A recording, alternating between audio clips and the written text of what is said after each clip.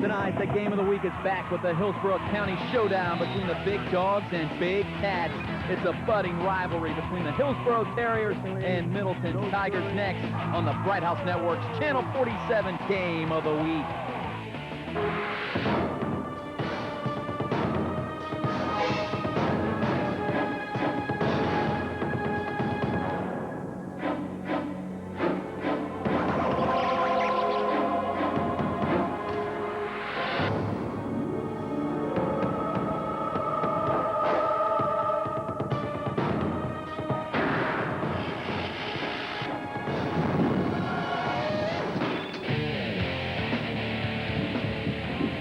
Welcome to A. Brown Stadium, where tonight the regular season finally kicks off on the game of the week. It's the Middleton Tigers making their TV debut and hoping to make some history against a school with a whole lot of history, the Hillsborough Terriers.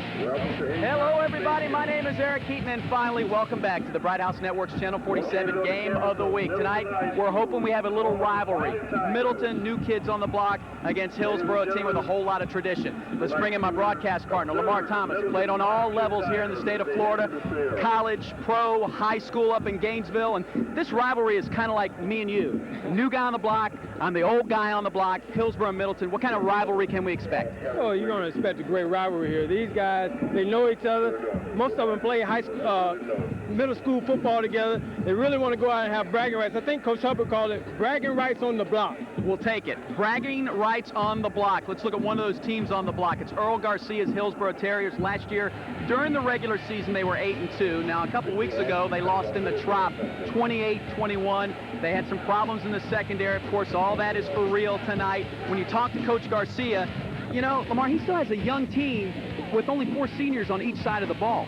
Well, that's what he talked about. Only having 4 seniors on the offensive side, 4 seniors on the defensive side. But they're the same guys that won 10 games last year, so he looks for them to be even better this year. Let's talk about one of the juniors in the quarterback. He'll be throwing it a lot tonight and running the football. His coaches compared him to Adrian McPherson, that used to play for the Knowles and also the Southeast Seminoles. His name's Jared Faison, and Faison, this guy's already committed as a junior to USF. That's right. He'll stay at home, but you know, one of the things that's good about this kid is that he lives and dies football. Here it is. Coach Garcia talked about the fact that not only does he love being in the weight room, he loves studying film. So that's he already has a start on being a great quarterback. All right, on the defensive side of the football, a guy who's been in the program for 4 years. He sounds like an island in the Caribbean. His name's IT Antigua. Kid's pretty smart ball player. Well, when you carry a 4.91, I say that's very smart. What do you say, Eric? That's smarter than both of ours put together. And he's a hitter.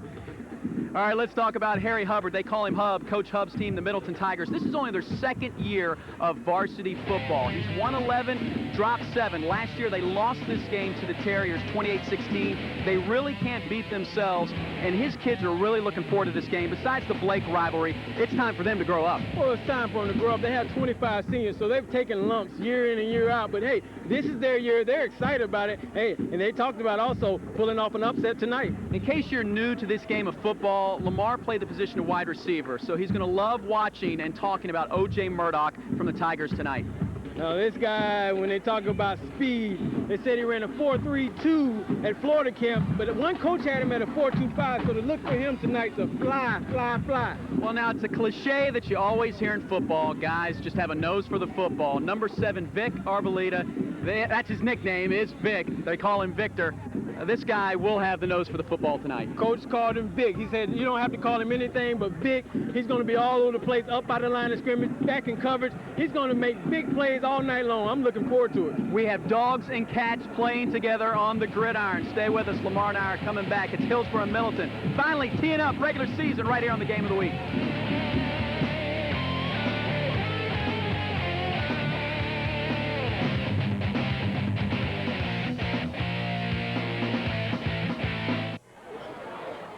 Welcome back to the high school football game of the week. Eric Keaton alongside Lamar Thomas. Let's get ready for the coin toss. Once again, here's our game of the week referees, always here. Tom Powers with the team captains from Middleton and Hillsborough. Let's listen in.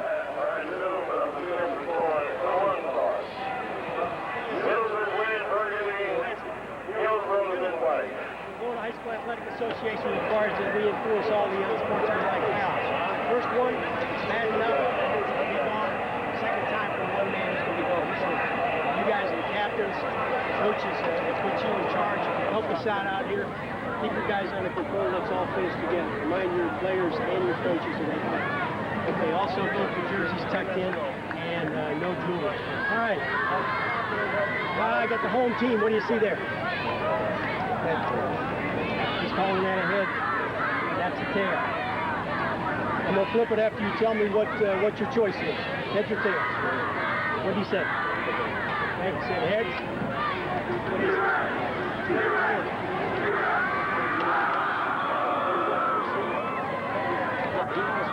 So all you got to do is tell me which direction you want to kick the ball. Kick in that direction.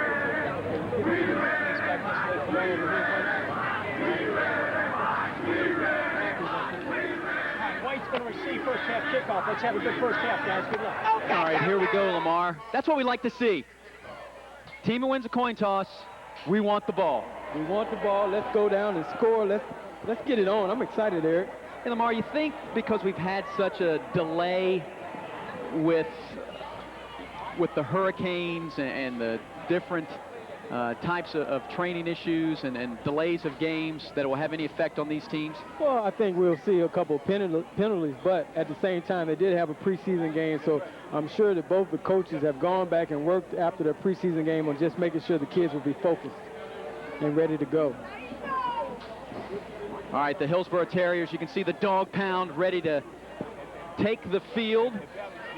Pretty good showing for actually week number 1 of high school football, as Hillsborough always travels well, and the Middleton Tigers ready to make their way to the gridiron. One thing I like every year, you know when the program is going well, because you have new uniforms. We'll get a close-up look in a minute from the Hillsborough Terriers. How many times did you get new uniforms in your 4 years in high school, Lamar? In high school, I think we changed them about 2 or 3 times just because, you know, I asked. Well, we talked with Coach Hubbard. I said, boy, you're a new school, and you probably won't be getting new uniforms for a while. And he said, oh, no, we're like 2 years away. 2 years away, too. Even though it's a new school, hey, styles change, Eric. Haven't you watched the kids walk by? They don't wear the same stuff I was wearing. They don't wear Jordache jeans and stuff like I had back in the days. Jordache? Yeah. You might have worn some Jordache. No, I didn't wear Jordache. You didn't wear Jordache? No.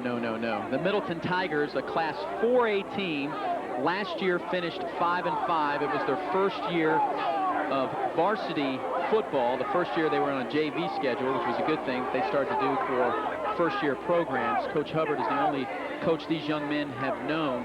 And I can tell you from experience, Lamar, that I started out in a new high school, and you get to bond with your teammates, you get to bond with your coach. It has to be an advantage, but it can only work if you take those lessons and start to use them on the field tonight. Well, from being around Coach Hubbard, I've learned this program has a lot of discipline. And to have 25 seniors, you know that those guys, they've taken the lumps and they're passing it down. They're going to keep passing it down. And I look for this program to be an up-and-coming program in Hillsborough County. Well, the one team that everybody usually has a circle on their schedule, exactly, is the team getting ready to take the field right now with Popcorn, Jimmy Sapp leading the way, and that's the Hillsborough Terriers.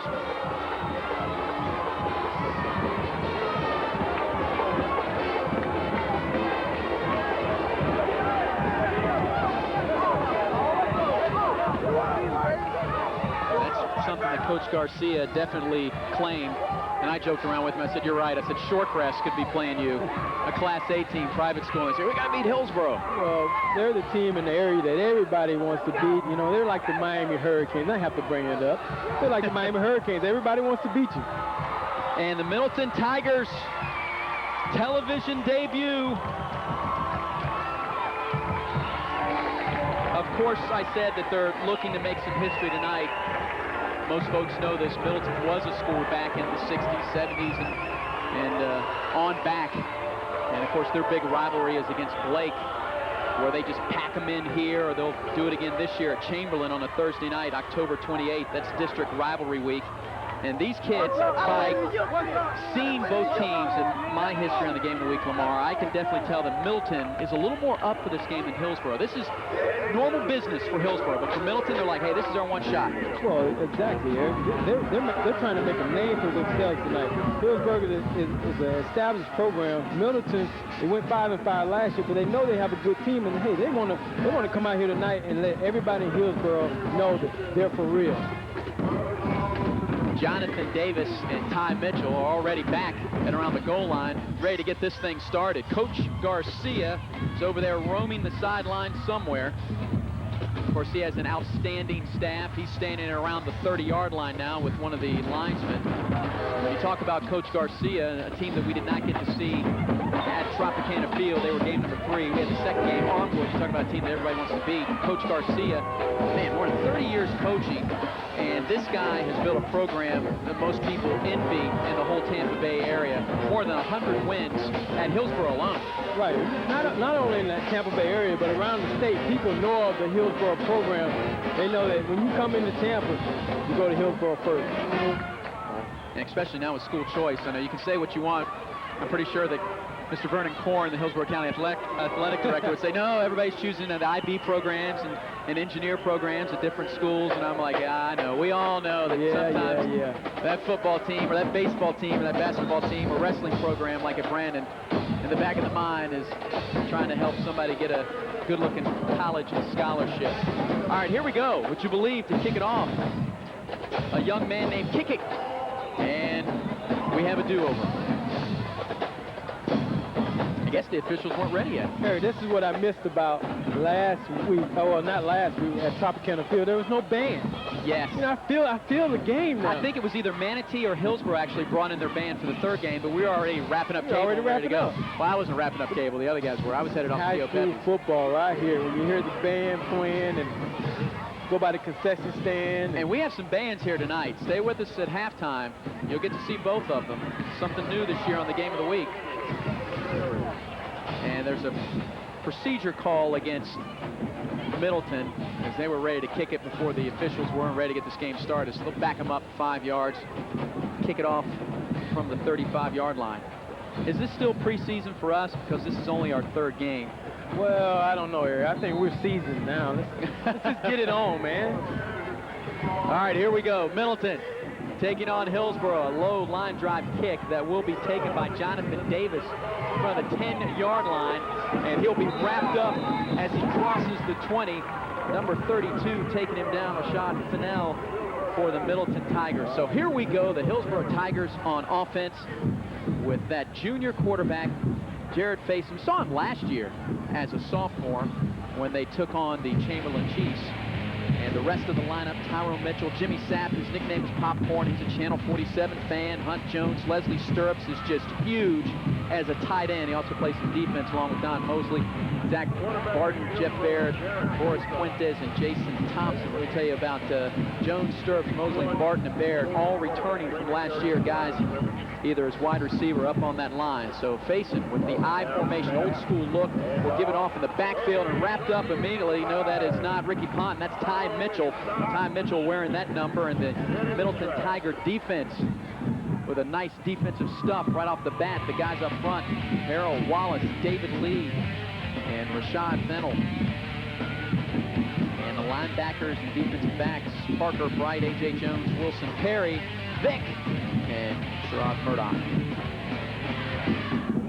Defense is going to be the key tonight for Middleton, because Hillsborough will probably show them a lot of different looks. Spread out right now with a single setback. 4 wide receivers. Faison gives it off to Popcorn. Here's Jimmy Sapp. He has speed to burn. Gets to the outside. Approaching midfield, and Jimmy Sapp is out of bounds at the 45-yard line. That's a pickup of 24 yards. They'll mark him out just shy of the 45. Talking to the Middleton coaches this week, they said they like to blitz at least one extra person each time. And you know what happens when you blitz and you guess wrong? It springs big plays. Mark him out at the 43-yard line, so give him a gain of 22 yards for Mr. Jimmy Sapp. See, on the night the Hurricanes are playing, still a Sapp being mentioned. First down for the Terriers. This is Faison giving it again. This time to the up man, Sapp, and Sapp gets close to the 45-yard line. This is one of those games, folks, where we don't have hash marks out here in high school football to bring up a second down and 8 for the Hillsborough Terriers. Mark, Hillsborough has so many nicknames. Big Red, the big dogs, the dog pound. Yes. Heard you say the dog pound. We've had several games at the Dog Pound. That's their stadium, Taylor Webster Field. Now here's Jared Faison calling out the play. Pitches it back, and his young man's going to get caught in the backfield. That's Ty Mitchell. He had nowhere to go. Taken down all the way back by a host of Tigers. Now the pack takes him down at around the 35-yard line. Middleton feels as though they have some great athletes. One thing they told me to watch, the coaches, they said, hey, watch our defensive line and the way they get off the ball. And they're going to blitz. They're going to blitz. Somebody out of that secondary or linebacker every play. They're going to make you find the weak spot in their defense. That was, where's number 30? Also wears number 32, Fennell. 5'11", 215 senior. So it brings up a 3rd down and 15, a loss of 7 for the Terriers. Looking to throw it, swinging out to his man. It's knocked down, and that almost went back the other way. Fennell again getting in the passing lane, and it will be a punting situation for the Terriers. When we talk about pressure, that's what they're intending to do all night long. They're going to bring pressure. They're going to make Faison make the right choices. They brought pressure from the weak side and the strong side on that play. And it should have been an interception. Eric, you would have caught that one. It looked like he was going to catch it with one hand, make it look real easy. Tony Wall is ready to punt it away, and O.J. Murdoch with the speed. High snap. Will he get a shot here? And this one's going to bounce, and he'll let it bounce out of bounds. So Murdoch with speed to burn watches it go out of bounds at around the 16-yard line. So the Middleton Tigers will give you their first look on offense as Wall gets a nice roll in good field position if you're rooting for Big Red. The offense, Cedric Harris will bring him out. Could have went to Hillsborough, but now he's a Middleton Tiger. Lewis, McCullough, Murdoch, Concerio Johnson. Boy, he has speed to burn, too. PJ. White, Abrams, McCullough, Will Bergen, and Chris Stanley up front. We're talking about these guys. They go 280, 270, 285, 240, and 250. The center, Joe White, at 6'3", 280. He's only a sophomore. That's a pretty big kid. 3 wide receiver set from the I formation.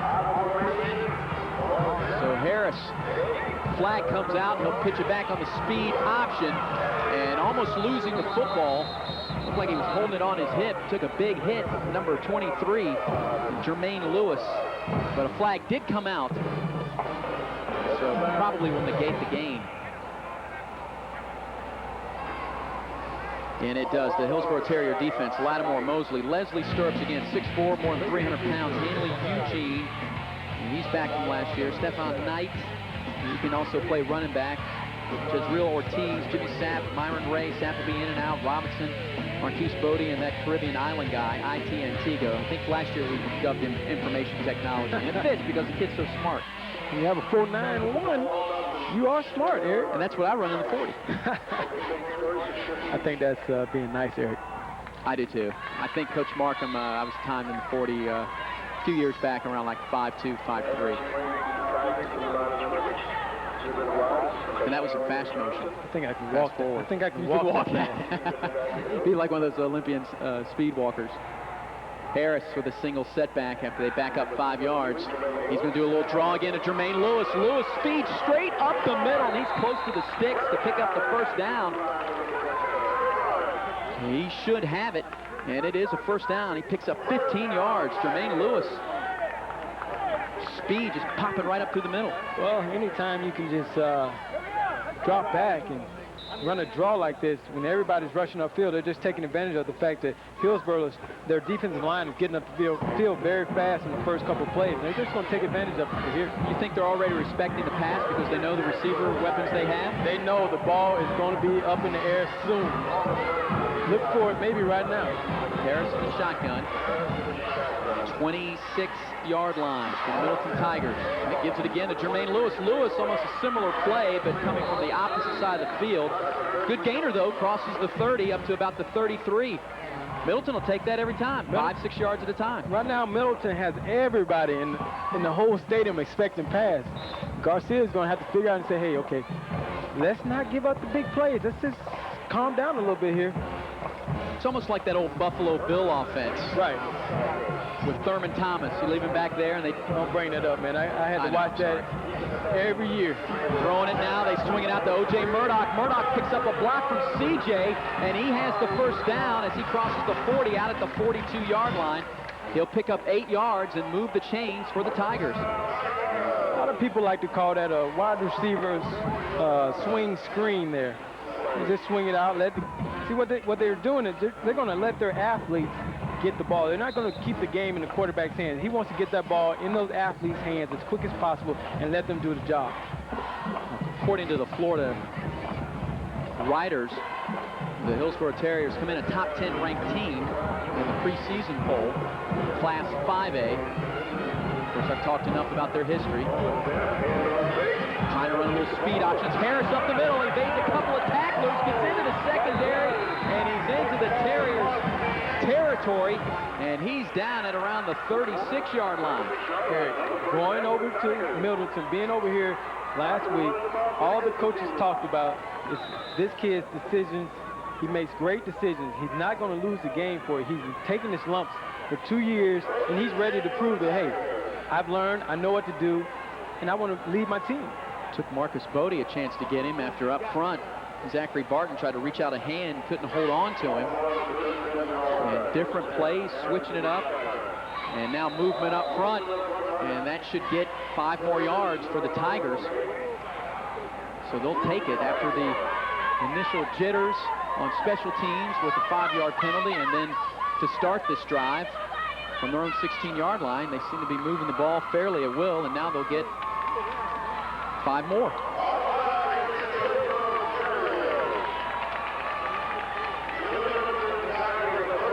Couldn't ask for a better way to start a game for Middleton right now. They're doing what they wanted to do. They wanted to come out and prove a point. The point is, hey, I know we haven't been that good, but now we're great. And Hillsborough calls a timeout. Coach Garcia and his staff coming out on the field at 6:55, so still 55 seconds left for the first quarter water break. So obviously, instead of waiting, he said, look, we jumped off sides. Our guys are anticipating the snap. Let's go ahead and have a powwow right now. And so Middleton will have a powwow. We'll have a powwow with them. We'll take a break here on the Bright House Network's Channel 47 Game of the Week. No score.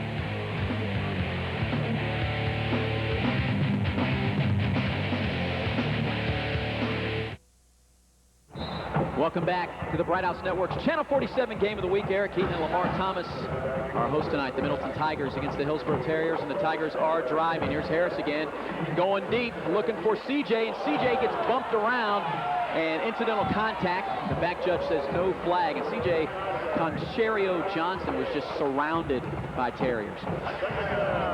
Well, on this side, the Middleton fans are a little upset that C.J. got popped, but you know, the referees are going to say right now the ball was overthrown, uncatchable. So anytime that happens, you hate that as a receiver when the ball is overthrown, you take the hit. There's Coach Hubbard with the Mississippi Valley State. Yeah. That's Jerry Rice. Jerry Rice. Yeah. Jerry Rice. He was there a decade before number 80.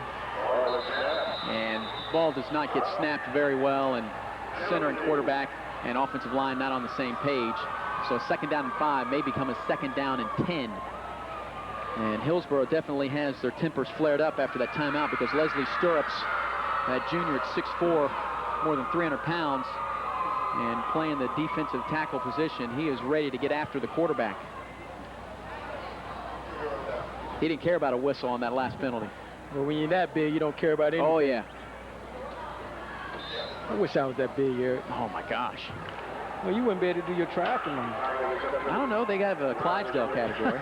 Most of those guys are over 200, not 300. 2nd down and 10 over again. As Harris, a 3-receiver set. And they'll give it again to Lewis. Lewis bounces it to the outside, and he crosses the 35-yard line down to about the 33. So it'll bring up a very short yardage situation on 3rd down. The Middleton, it looks good because Hillsborough was basically in a cover 2 defense, and cover 2 defense is a run-stopping defense, and they're still being able to get positive yards. Jermaine Lewis had a touchdown last week against Freedom in their preseason game, or 2 weeks ago, I should say. 42-10, an explosive offense and defensive touchdown performance by the Tigers, led by Harris and Murdoch. Quarterback will keep it himself, has the first down, so step by step, 5-6 yards at a time. One big play by Jermaine Lewis and Harris, and now they're just moving it down the field against the Terriers as we are at the 6-minute water break. I like the decision process there, but I want him to put that ball away when he gets in the crowd like that. That could be dangerous. And that's something that last year Coach Hubbard said they did a lot. They had a lot of turnovers where they ended up beating themselves, and this is your example. Here it is right here. Whoop! There you go. All it takes is one little hand, one little pinky to knock it out. And with an experienced team, albeit pretty young team, still some juniors out there, the Terriers will learn, especially with that coaching staff. They'll spot something, say, hey, look, strip that ball. Folks, the high school scoreboard should be back this Monday, pending any weather activity throughout the Bay Area. I'll just leave it at that because I know a lot of people are tired of watching me eat chicken wings over and over. Not that, I mean, they're good from Beef O'Brady's, but the high school scoreboard should be back. We've been replaying the same preseason special just because weather has been canceling out games. You know, Eric, everywhere I go around the Hillsborough area, people are asking me, hey, when is Eric going to come to my school? When is he going to profile one of my players? Oh, I thought you were going to say when he's going to come to my school and eat. No, not the Beef O'Brady's thing. But they're all asking, when is he coming to my school? I can tell you Middleton is very appreciative that we are here. And I can remember talking with Coach Hubbard last year. They wanted to be in the David Logan Scholarship Bowl, and we already had semi-commitments from teams, and it worked out. And Middleton did not get into the David Logan Scholarship Bowl game, but they're on tonight. I'm pretty sure Freedom's watching. Say, hey, we came out the same year. When are we going to be on? Jermaine Lewis evades a tackle again in the backfield. He's in the secondary.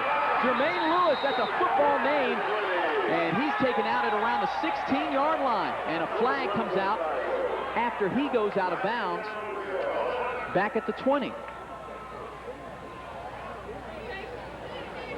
If this flag is not against Middleton, well, it is against Middleton. But look at it. He's breaking tackles, getting upfield. Everything is going right except for the penalties right now for Middleton. They're calling good plays. The offensive coordinator's calling good plays. The players are executing. They just got to get rid of the penalties, and they'll be okay. That's their 4th penalty. And the good news for Hillsborough is Zachary Barton's been getting some pressure and some penetration. He's just getting a hand on the ball carrier.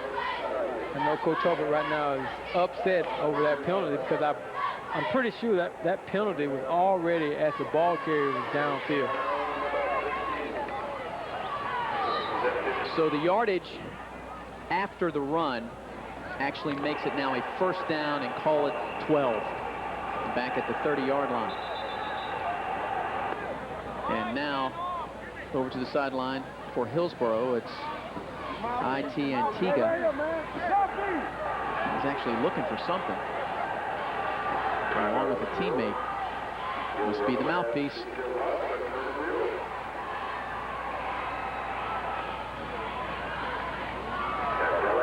When we did the opening game, Lakeland against Lake Gibson, we saw where Lakeland kept just shooting itself right in the feet by dumb penalties. I mean, when you put good drives together, you can't have those penalties because it's basically a setback for you. 5:34, single setback right now in a 3-receiver formation for the Tigers. Showing blitz up there in the corner, and here it comes. It was Jimmy Sapp. Harris running away from Sapp, tries to throw it, lost the football. Sapp may have forced a fumble. They'll call it incomplete. I thought he stripped it right away from him. What a pursuit by Jimmy Sapp. They call him popcorn, and he exploded off the corner. Well, I tell you what, popcorn came around that corner so fast, he didn't give time for his kernel to pop. Here he is, he's coming around the corner, and he makes a great play right there. That could have been a fumble here. Who says in high school doesn't have the tuck rule? High school replay. I don't know, Eric. Well, the call's made. I tried to see a response from Hillsborough, but they'll have to live with it. It's an incomplete pass, and after all that, it's still a 2nd down and 12. Harris to put it up again. Going deep, looking for Murdoch, and Murdoch cut off his route a little short, and the pass was well over his head as Harris overshoots him and will bring up a 3rd down and long. Well, they ran a smash route right there, Eric, where the outside receiver, CJ, ran a 7-yard stop and then tried to get the post corner, tried to get him matched up on the safety, but for some reason it looked as though he stopped running. The old smash route. Harris's numbers thus far, of course, he's done more rushing the football than he has thrown. He's only completed that one short pass. 20 yards on the ground for Cedric Harris. So big 3rd down conversion coming up as the drive has stalled at around the 30-yard line. 4 receivers out there for him. Really trying to run it on his own. Harris is trying to run it himself, puts his head down, needed to get to about the 18-yard line. He'll be shy at around the 20, and decision time coming up for Coach Huff. Well, I like the fact that he didn't try to force it. We've seen so many times where in high school, especially when the quarterback gets out of the pocket, he looks upfield and he's trying to make a big play. But I guess he figured, hey, and he's been taught well enough to just get the positive yards and not try to throw it in the coverage. An experienced tackler in Stephen Knight taking him down, making sure that he stopped shy of the 1st down. So it's a 4th down and a short 2 for Middleton. They forego the field goal at around the 20. See, if we're talking about Chamberlain a couple weeks ago, they kick an easy field goal well in range of Momenttier. They'll hand it off left side. They have the 1st down. They give it to the up man. That's Will McCullough, and Will McCullough picks up the 1st down for the Tigers. Tell you what, they're doing a great job of making some great play calling going on here. They're changing it up. They're going from run. They're giving them pass formations, running draws. They're giving them run formation, giving it to the fullback. They're doing it all right now. First time McCullough touched the football, and he goes into the game, comes out of the game. Nice job. Picks up the 1st down. It's kind of like Zach Crockett for the Raiders. If you don't win one play, your job is to get me the 1st down. Get in that guy's going to play 20 years, man, and only rush for 100 yards in his whole career. And score 40 touchdowns. Exactly.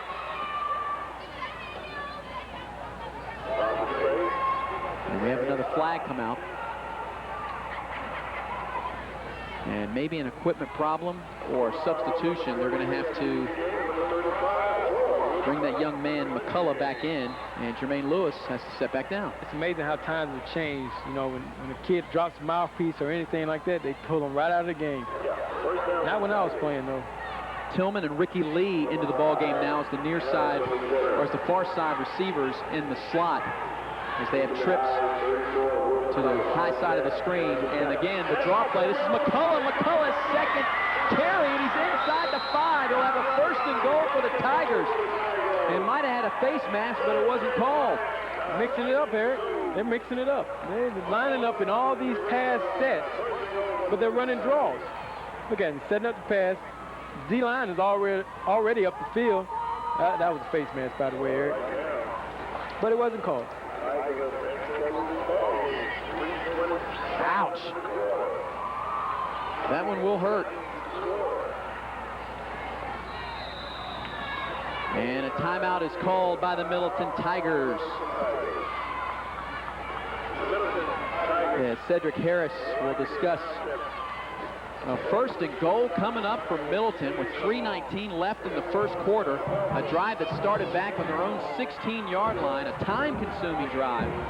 They've had the ball the majority of this 1st quarter as the Hillsborough Terriers, the defense, is back on their heels. And a good break for the offense right now.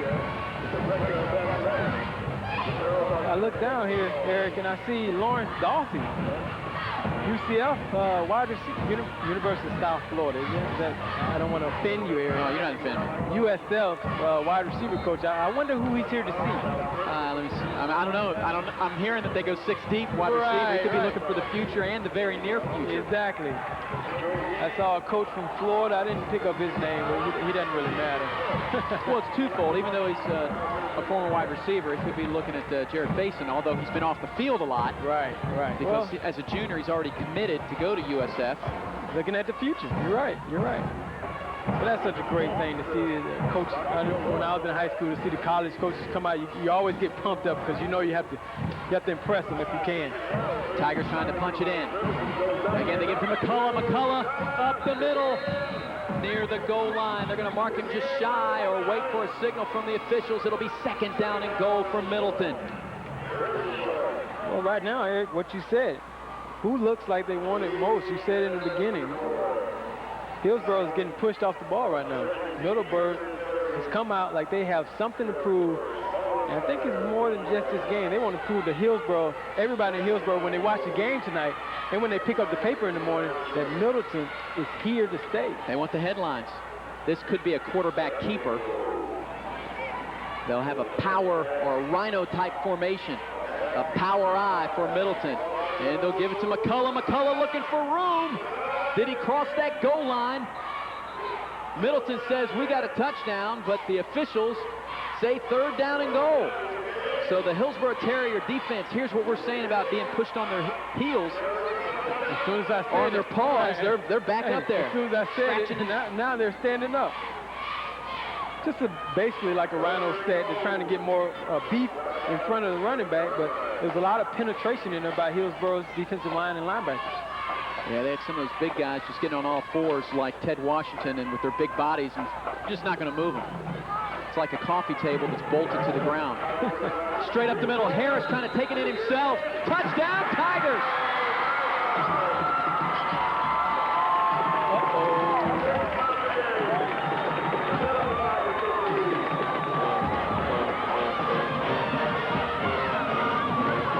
Cedric Harris takes it in himself. Coach Hubbard's team has the 6-0 lead.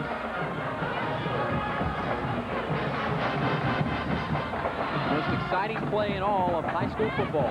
Throw the ball.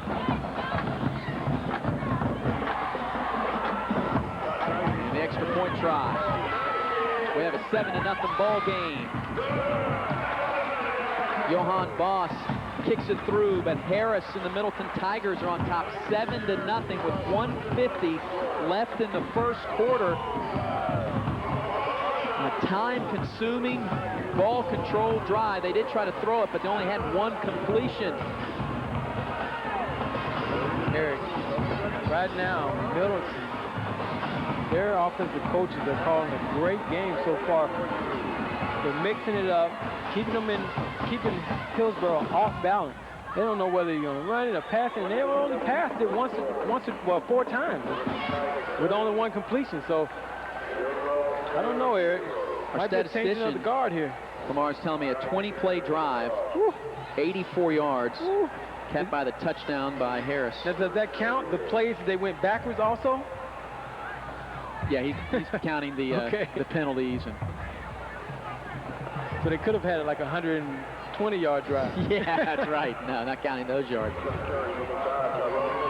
Counting the ones that Jermaine Lewis and Cedric Harris ran side to side. Well, despite some of those penalties, they overcame it and still scored. See how much that drive took out the Hillsborough Terrier offense. Kicks it away.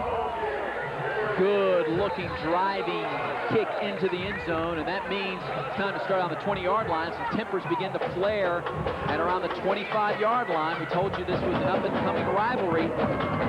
Bragging rights on the block. Of course, both of these teams missed their opener. Middleton would have been against Robinson, a team that made the playoffs last year, that had a high-powered and young offense that looks to do great things this season. And Hillsborough was supposed to open up against Armwood, a test against the reigning champs. So both teams missed the opener, and here they are for the unofficial Week 2 opener of the season. And Middleton right now, see how they play with the lead. It's only 7-0, it's still early. Basin in the shotgun for the Hillsborough Terriers. Movement up front, but no flag. Flings it out, goes over his wide receiver, intended for Mark Terry. Terry looked like he kind of short-armed it a little bit. Remember what I said, Eric, earlier about the fact that Middleton is going to bring somebody every play. That time they brought an outside linebacker, forcing him to make that throw early because he was wide open. But when somebody's coming down, breathing down your neck, you got to get rid of it.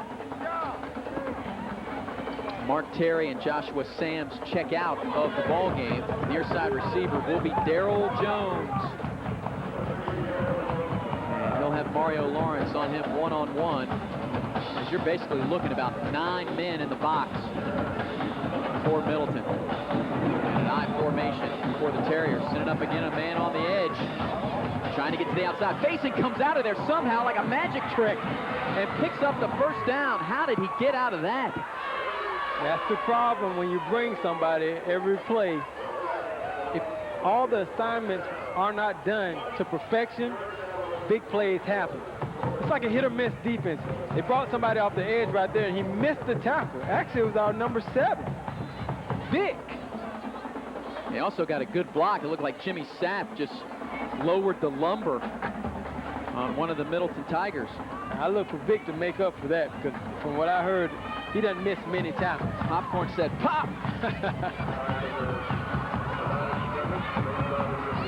So it's a first down across 36-yard line after a gain of 16. Looking to go deep. He's got a man out there, and it's almost picked off. It'll be incomplete. And back on the ground is facing as he was getting hit as he let that one go. Taking a pounding. They're bringing somebody from somewhere. I think it's called a kitchen sink. I think that's what we like. See here, a guy's coming free every play. You can't pick up everybody. You can't pick them up. When they send 7, 8 guys, they only drop 3 back to cover. You can't pick them all up. Wilson and Sams going at it. And they'll do it again to the near side. Showing 4 receivers. Second down and 10. He'll give it to Sapp. Sapp bounces it to the outside, but he'll get back barely across the line of scrimmage as the Tigers pounce on him and push him out of bounds. Be a minimal gain, bring up a 3rd down and long as we're approaching the 1-minute mark here left in the first quarter. You know, as an offense, you hate when guys look at it. He's over 3 right now, and his uniform's filthy. You hate when you play defenses who bring different guys from different places, bringing corners. That's why New England Patriots are so good. They bring guys. They bring Ty Law sometimes. They bring the safety sometimes. You never know who's coming, so you have to kind of call basic plays. Spreading them out again. Still 7 guys in the box. Faison takes it to the left side. And he's very close to the first down. He crossed into Middleton territory. I believe he has it, Lamar, and that'll keep the chains moving for Big Red. Well, if he continues to do that, Middleton is going to have to keep a spy on him, because right now all he did was just fake it and run. He left David Lee just standing there, who had 69 tackles last year. And he's such a great athlete. Here's a guy, like Coach Garcia said, that could play basketball, could be the point guard, could be a baseball player. He could do whatever he wants to do. But he's chosen to be a full-time football player. Almost a bad exchange, and Jimmy Sapp is taken down. He almost lost it, Lamar. But Fennell comes in with a manhandling tackle. He's definitely had an outstanding first quarter for Coach Hubbard. Anytime a team brings people from all over the place, it's going to give you problems. I'm going to probably say this all night long, Eric. First quarter has come to a conclusion. We played 12 minutes. 2 possessions for Hillsborough. They're on a drive. We'll flip sides, but the Middleton Tigers have the most important numeral on the scoreboard, and that is a 7, and you're watching it on the Bright House Network's Channel 47 Game of the Week.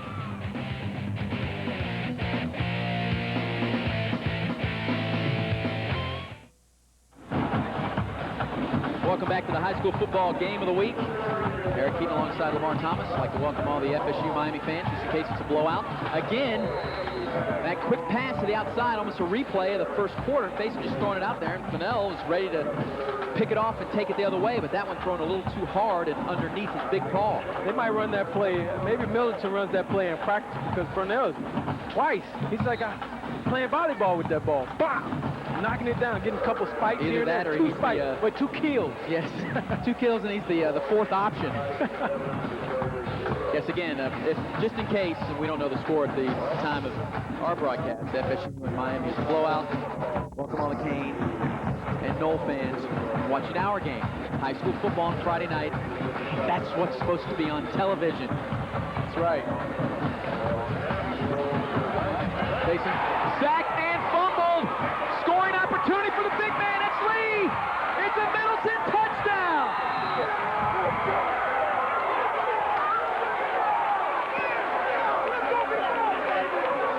I don't know if I should say it again, Eric, but I will.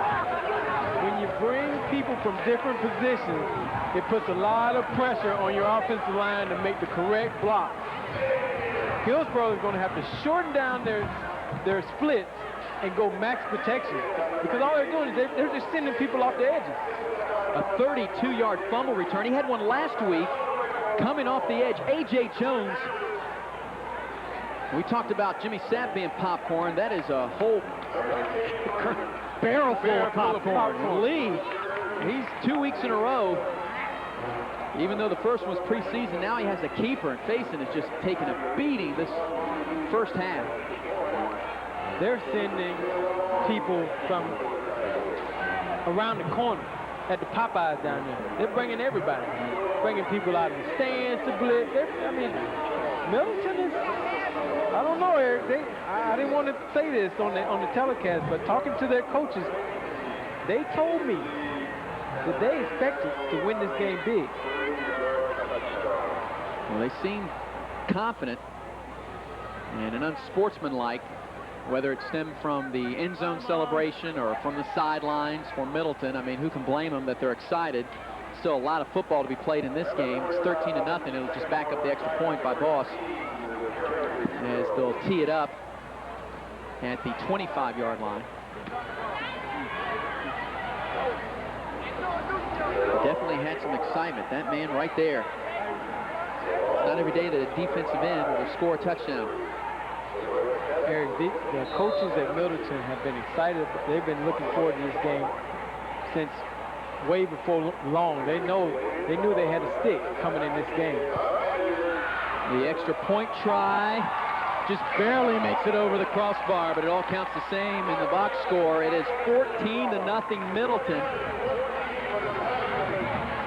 You know, whenever a coach seeks out and finds your phone number to tell you about his school and his program, you know. Did you say that on the College Crossfire? Yeah, I was a little worried about that. And they were talking about the offense, but so far it's been the defense. Well, from what he told me, he said, we're stacked.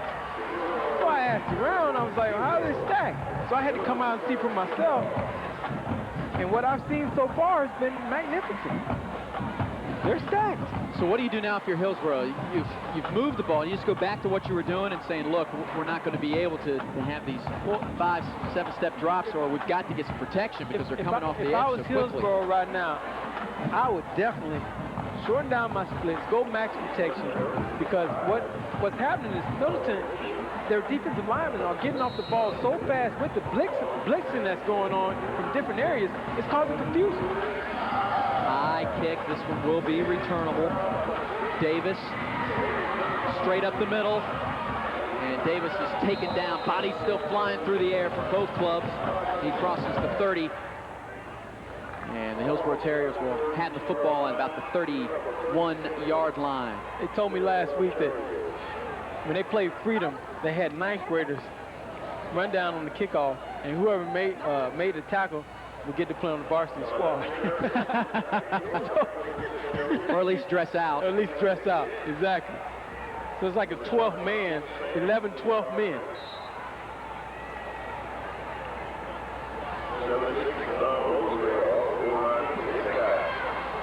Garrett Keaton and Lamar Thomas with you. Our unofficial opener, as week 1 postponed for a majority of games throughout the state due to the bad weather. Let's hope we get week 2 in also. That's right, although we won't mention the nicknames of those teams. Faison ready to throw it. Ball popped up in the air very dangerously, and again, if not coming off the edge, looked like that time he had plenty of time to throw it, but it was picked off in the air and almost batted. Well, Eric, the reason why they had plenty of time to throw it was a 3-step drop. They're doing what we talked about. They're trying to shorten up their drop so that blitz can't get to them. 3-step drop, 1, 2, 3. fire. It took a little time, but they're bringing people everywhere. They're bringing people off the ends. They're bringing people up the middle. That's Jones again. I mean, Jones did bat it from the air, but it was almost picked off. That wasn't a kill. That looked like a setup there. Yeah, that was one of the blocks. And the other team, Hillsborough went to spike it. And then it was blocked. Low snap. Basin will take it himself. Using the wheels, getting to the outside, has the first down. Just weaving behind his blockers and is into Tiger territory. Great call by Coach Garcia. He knows that Middleton is blitzing. They sent a linebacker on that play from the right side, and they just ran around the other end. 29-yard pickup. Fake right there. They sent 32. Actually, Fernell was coming. They just went around the other end. Now, if I'm Middleton, at this time, I'm saying, okay, he's killing us. When we don't get to him, we're going to have to keep a spy in there. A.J. Jones is the guy flying to the football tonight for the Tigers, and he's batted one out of the air. He caused the sack and the fumble, and on that one, he retreated back to the secondary to make the tackle on face.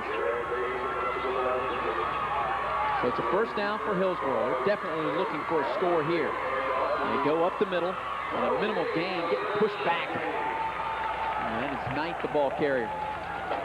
Big number 54. Now Sheen Bright. Yeah, Hillsborough was very fortunate on that. He balled with the snap here. Didn't get the snap off cleanly. I mean, didn't get the handoff off cleanly. Very fortunate on that. That was Marcus Wallace and Sheen Bright. Call you Sheen Bright. Bright House. Bright House.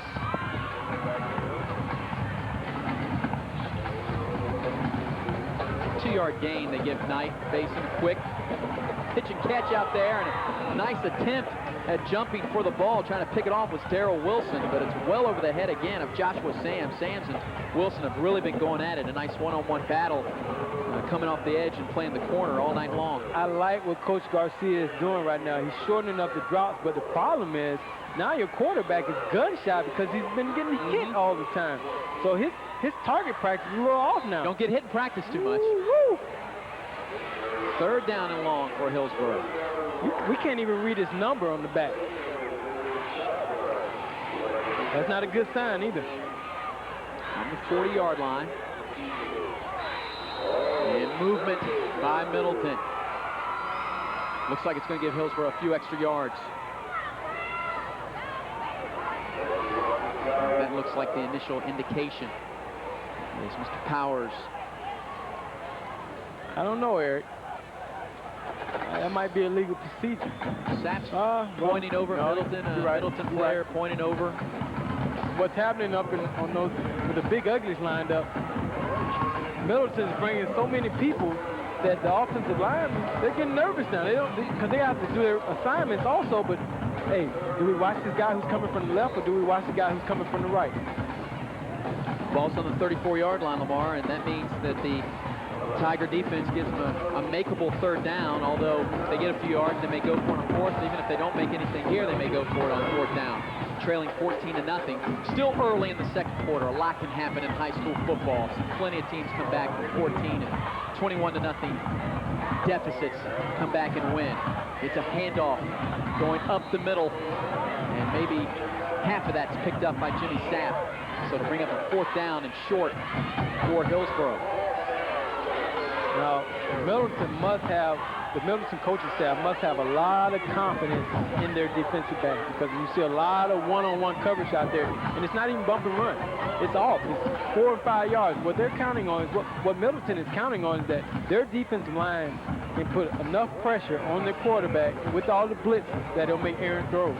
So what do you think here? Number 11 keeps it. Number 11 to the outside, to the near side. Since they're on the far hash, even though you can't see it, they didn't paint him on the field.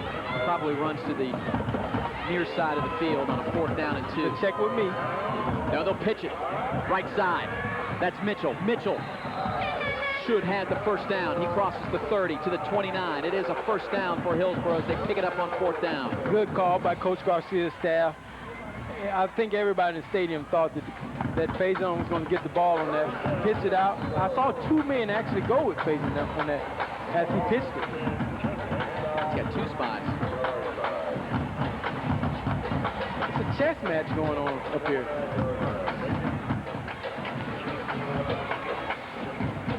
This is a drive that started out on the 31-yard line. Now less than 9 minutes remaining in the half. Mason with 4 wide receivers again. Gives it to Sapp. Sapp straight up the middle into the secondary. It's Jimmy Sapp.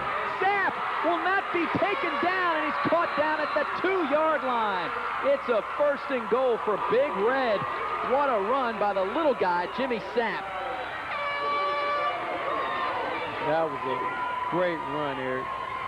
Now, Middleton is on their heels. Good dance in the backfield, shoots upfield, breaks 1 or 2 tackles, some shoddy tackle. Actually, he ran over someone there. I said breaking the tackle, he ran him over. Yeah, he broke a tackler. Not right there. That's not breaking tackles. It's breaking tacklers. Ouch. Gotta love it. Only 5'6", 5'7", depending on which program you get. Jimmy Sapp, just a junior. They give it to Sapp again. Sapp up the middle, stuffed by the big Tigers. No, now they call it a touchdown. A late call coming in. And Hillsborough is an extra point away from cutting the deficit in half.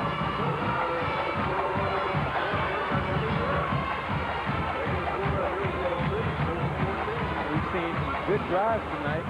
Two great drives by both teams, one by each team. I think Hillsborough right there, they did the smart thing. Stopped dropping back so far. He went with a 3-step drop, but the thing that really caught my eye is the fact that they were able to run the ball and take advantage of Middleton's penetration from their defensive linemen. And before Wall can boot it through the uprights, we have another whistle coming out.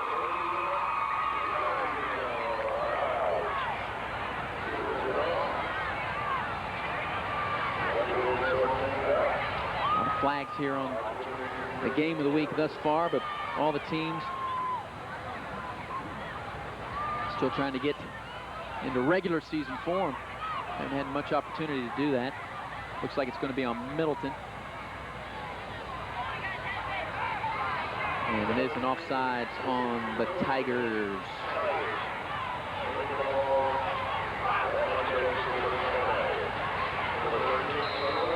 So Tony Wall will just inch it a little closer. And we have a 14-7 ball game. We got ourselves a ball game, Eric. Well, like I said, still plenty of time.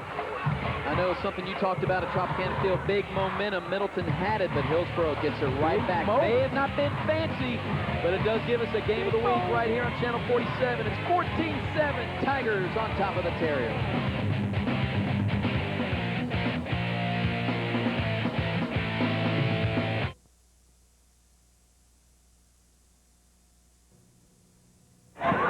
The Hillsborough Terriers, after their 69-yard drive and 9 plays, have cut the deficit in half, and the Middleton Tigers with speed to burn at around the 5-yard line. Jermaine Lewis and O.J. Murdoch ready to take this kick. It's going toward Lewis's way, and a whistle comes out. How did we guess that the ball was not going to Mr. Murdoch? Was that an educated guess, or were we just lucky? It's almost like the first week with R.J. Anderson. Exactly. Or the ball going in the late Gibson game, going to Frazier. So many outstanding punt returners and kickoff returners. It's probably one of the most exciting plays in football. Geez, if only the Bucks could do something like that. You know, Eric, when I was in high school, man, I returned punts, but I was so nice to those guys, because those other guys that were blocking, because all it takes is for one of them not to like you and not to get a block. Oh, I'm sorry. My bad, dog. Wall, short kick. Murdoch says, I'll set up the block for you. Jermaine Lewis. Lewis, speed to burn, straight up the middle. And Lewis, flag comes out, thrown right at the ball carrier. He was wrapped up by number 32, Isaiah Weiss. Just a freshman out there for the Hillsborough Terriers. He must have done well and moved him up to varsity. Hey, as a freshman, special teams. As a freshman to be on varsity and make a tackle on TV? I was about to say national TV. I know you're thinking FSU and Miami. Again, I was about to say national, which Eric. reminds me, I'll go ahead at this time. I'd like to thank all those folks joining us here on the high school broadcast. As UM has won. I'm foreshadowing. I'm predicting Nostradamus here. Predict a 21-18 game. Mr. Power said, I hated to do it to you guys, but I'm moving Middleton back. And they will start out on the 28-yard line. So Middleton scored once on offense, long time-consuming drive in the first quarter. And then on the next possession for Hillsborough, after Middleton kicked off, they got a defensive touchdown by Lee coming off the edge, picking up the fumble that was caused. This one goes to Lewis, protected in the backfield, but he gets knocked around at around the 30-yard line. Good-looking play by one of the guys we previewed, IT Antigua, Information Technology, coming up and giving a little information to Jermaine Lewis. Well, I think that right now, they're being a little bit more, they're being aggressive now. I think in the beginning of 1 or 2 series, they weren't really blitzing a lot, but now I saw them bring an outside linebacker up on that play also up near the line of scrimmage. Is there a penalty flag down there? There's another penalty flag right there. You can barely see it.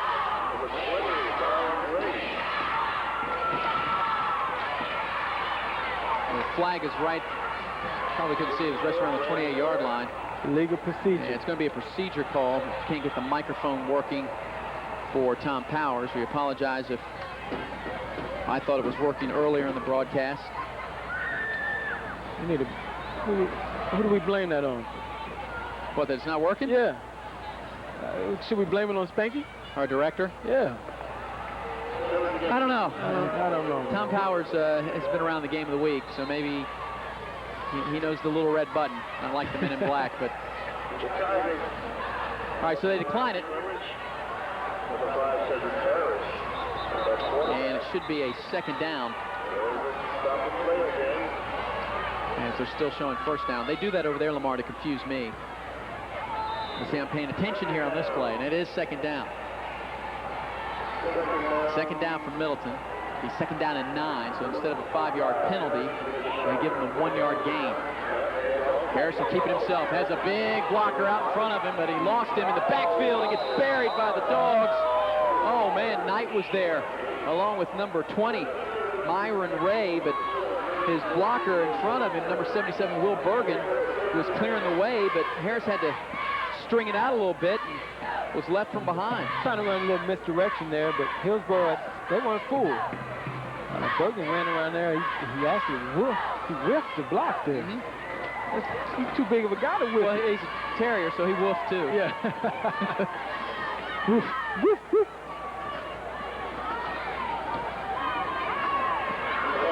That worked. You like to see a big guy like Bergen when he pulls around there to really punish somebody, but Hillsborough, they're a little too fast for that right now.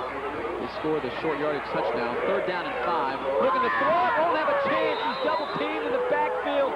Knight's there, along with a teammate, as the Terriers unload this time, coming up through the middle. You know what we need to call this game? Blitzburg. Everybody's blitzing. That was basically, they did the same thing that Middleton is doing to them. Coach Garcia said, hey, you're not the only one that can blitz. We're going to blitz you back.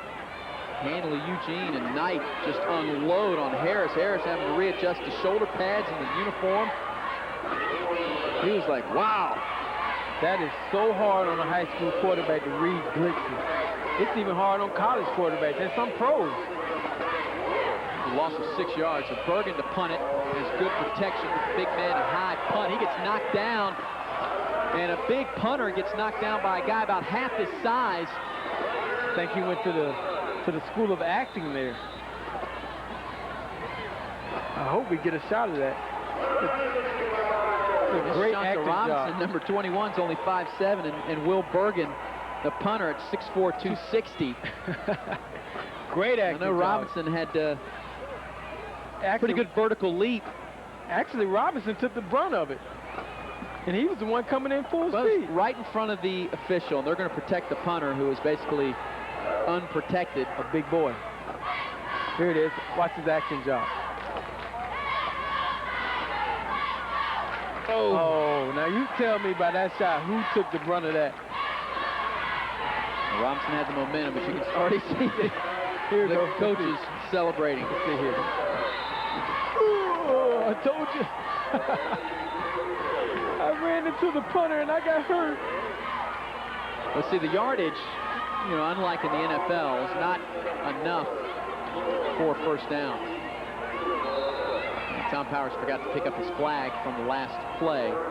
Gives him a 4th down and 4. Mitchell standing at his own 30-yard line for the Hillsborough Terriers. Punted away from the 35. Everybody up on the line of scrimmage for Hillsborough. And a lot better punt this time. Chasing Mitchell back, he lost the football, dangerous, and it's picked up by the Middleton Tigers. They will not be able to return it. But Vic already down to the 10-yard line. They'll bring it back, a dangerous type of return, but the Middleton Tigers will take the muff kick, and they'll have great field position at the Terrier 31-yard line. You know what, Eric? You even see that on the pro level.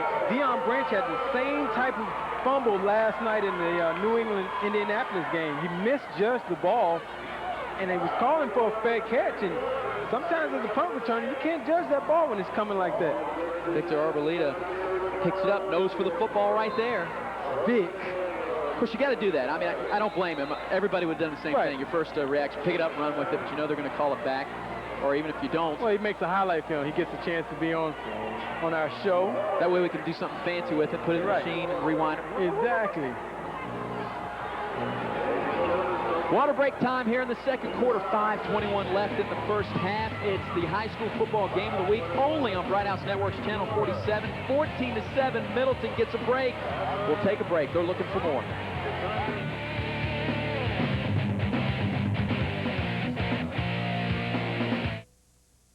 Last year, Hillsborough fumbled the football 6 times against Middleton, still won 28-16. Tonight, they've already fumbled it twice. The first one led to points on defense. Will the special teams turnover lead to points by Middleton? We're about ready to find out. Different, they say in that commercial. Low snap, chases Harris back. He's just going to fall on it. Smart play. All the way back to the 45-yard line. He's going to lose 14 yards. Smart play. The game being where it is right now, you don't want to make what they say, a molehill out of an anthill, which one is it, Eric? It's just a bad thing. Right. You don't know what's behind you. Exactly. But a lot of times these young kids want to pick it up and make a play. I think that was a very smart play. You keep possession. That's right. You live to fight another day. You still have 3 more plays. Well, hopefully for us, hopefully for Middleton, you live to pass another day. Yeah, I was telling the crew, I think we're going to see a lot of passes. They're probably saying Eric has no idea what he's talking about. Not listening to that guy again. He gives us a scouting report. It's never right. A little delay. This time it's Mitchell. We haven't called his number in a while. Straight up the middle. The little engine that could. And IT Antigua grabs a hold for the ride, slows him down, and it looks like the little man gets up. Will McCullough running the football actually gets up to where the original line of scrimmage was. And here it is again. They're set up for a draw. They're basically running pro plays. That's what basically teams do in the NFL. Set you up, they get you in pass formations, in pass situations, and they make you think that they're going to pass the ball and they run a draw. It's a safe play. You don't put the ball in there. You don't get a chance on getting an interception. Will McCullough now 5 carries, 35 yards for Middleton. It'll be a 3rd down. Call it long 7 for the Tigers. Throwing it over the top, looking for his tight end. It was there, but it's just beyond his fingertip reach. Bernard Tillman at least would have gotten inside the 10-yard line. That pass a little too high, Lamar. The Middleton coaches told me that anytime they blitz, they've trained Cedric Harris to look for the hot route. That was basically a hot route. The guy over him, he saw the blitz, and they just dump it off. But you got to be able to hit that. You got to be able to hit that. Middleton calls a timeout. 3:33 left in the first half. And the Middleton Tigers in a crucial 4th down and long 7 coming up inside Hillsborough territory. Of course, for those of you that were watching Miami and FSU, if you're just joining us, thanks for watching high school football. It's the way the game is supposed to be played on Friday night. Maybe we'll talk about that on the College Crossfire this Tuesday. We did last week. We will. We have to.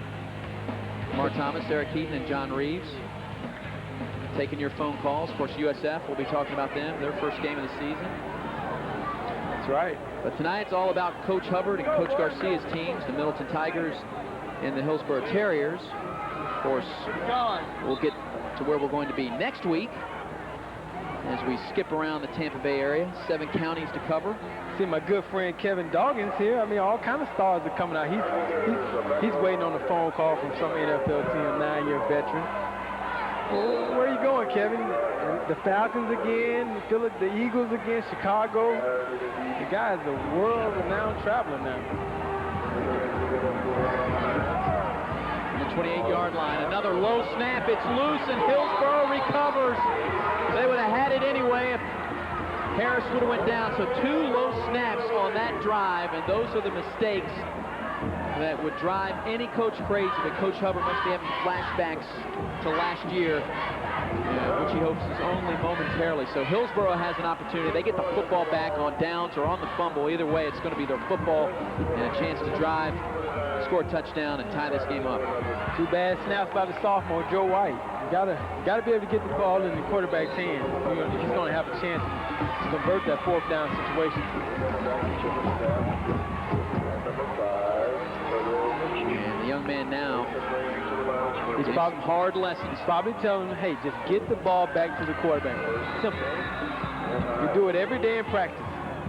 It's just like kicking, Eric. He's probably got big Leslie Stirrups, number 44, in front of him. He doesn't have the 6'4", 300 pounds in front of him. The high school version of Ted Washington. And Middleton, another infraction. It's like a substitution violation. Eric, if you could have just stood there on the field and walked by Ted Washington in his heyday, whew, he was a big boy. Huge. 9th penalty already on Middleton. 62 yards. And another flag comes out. Hillsborough again clapping. This could be an automatic 1st down. Well, Middleton, they're self-destructing right now. They started the game off well. They were able to do some good things. They showed a lot of discipline, but now they're starting to self-destruct.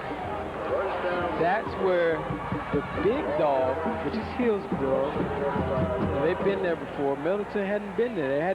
They hadn't won a big game yet. This is where it's starting to show.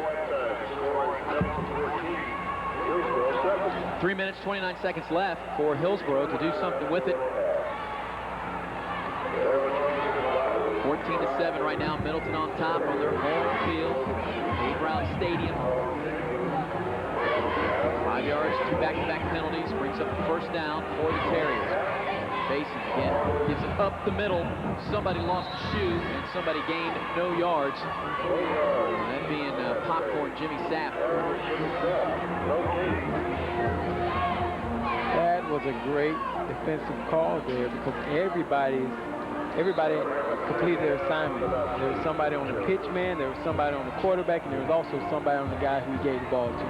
That's what you want as a defensive group, for all the assignments to be fulfilled.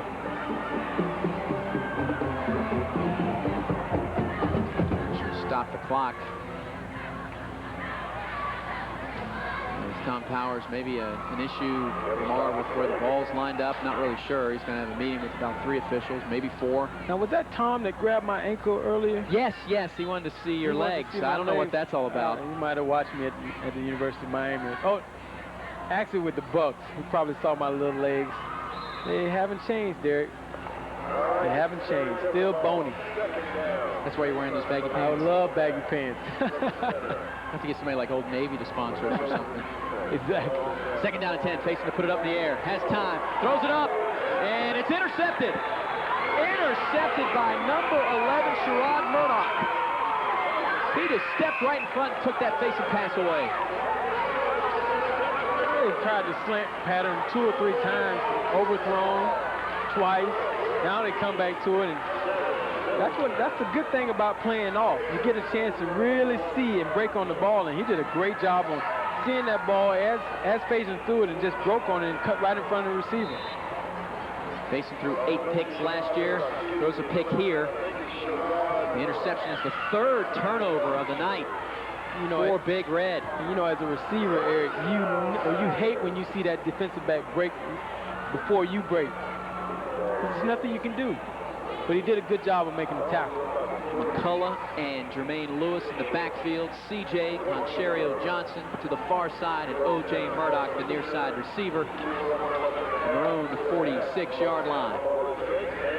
And they give it to Lewis. Lewis kind of lost a half a yard.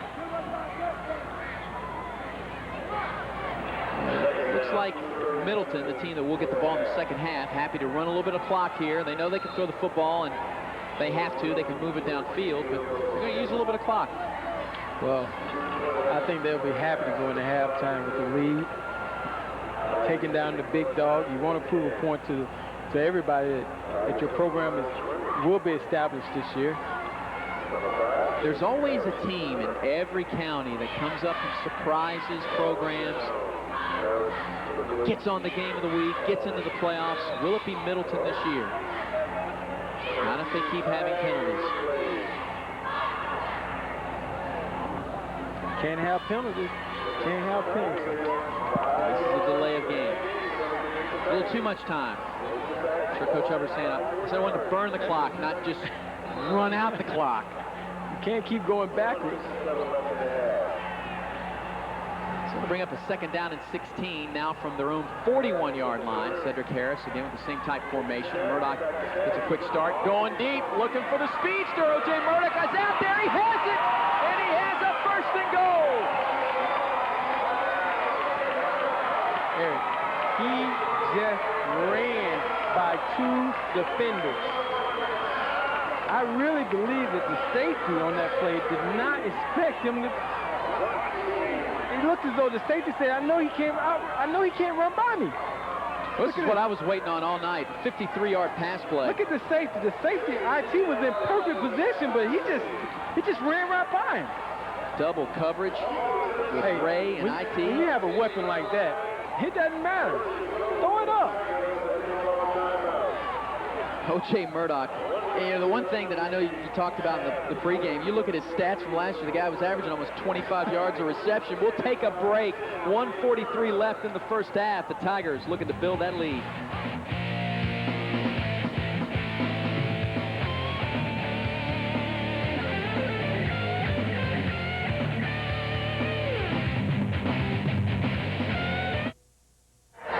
After the 53-yard pass play to O.J. Murdoch, who, by the way, his favorite performer is Michael Jackson, according to the Tampa Tribune. Harris put it in the air again on first and goal. Throws it. It's intercepted at the goal line. Intercepted by IT Antigua. Wow. You can't force it. And he had a guy right in front of him that was wide open. Wide open. Second turnover for Middleton. As sure as this crowd was on their feet anticipating, I was anticipating run. They come out and they roll it out, throw the football. And Earl Garcia's defense comes up with a huge play.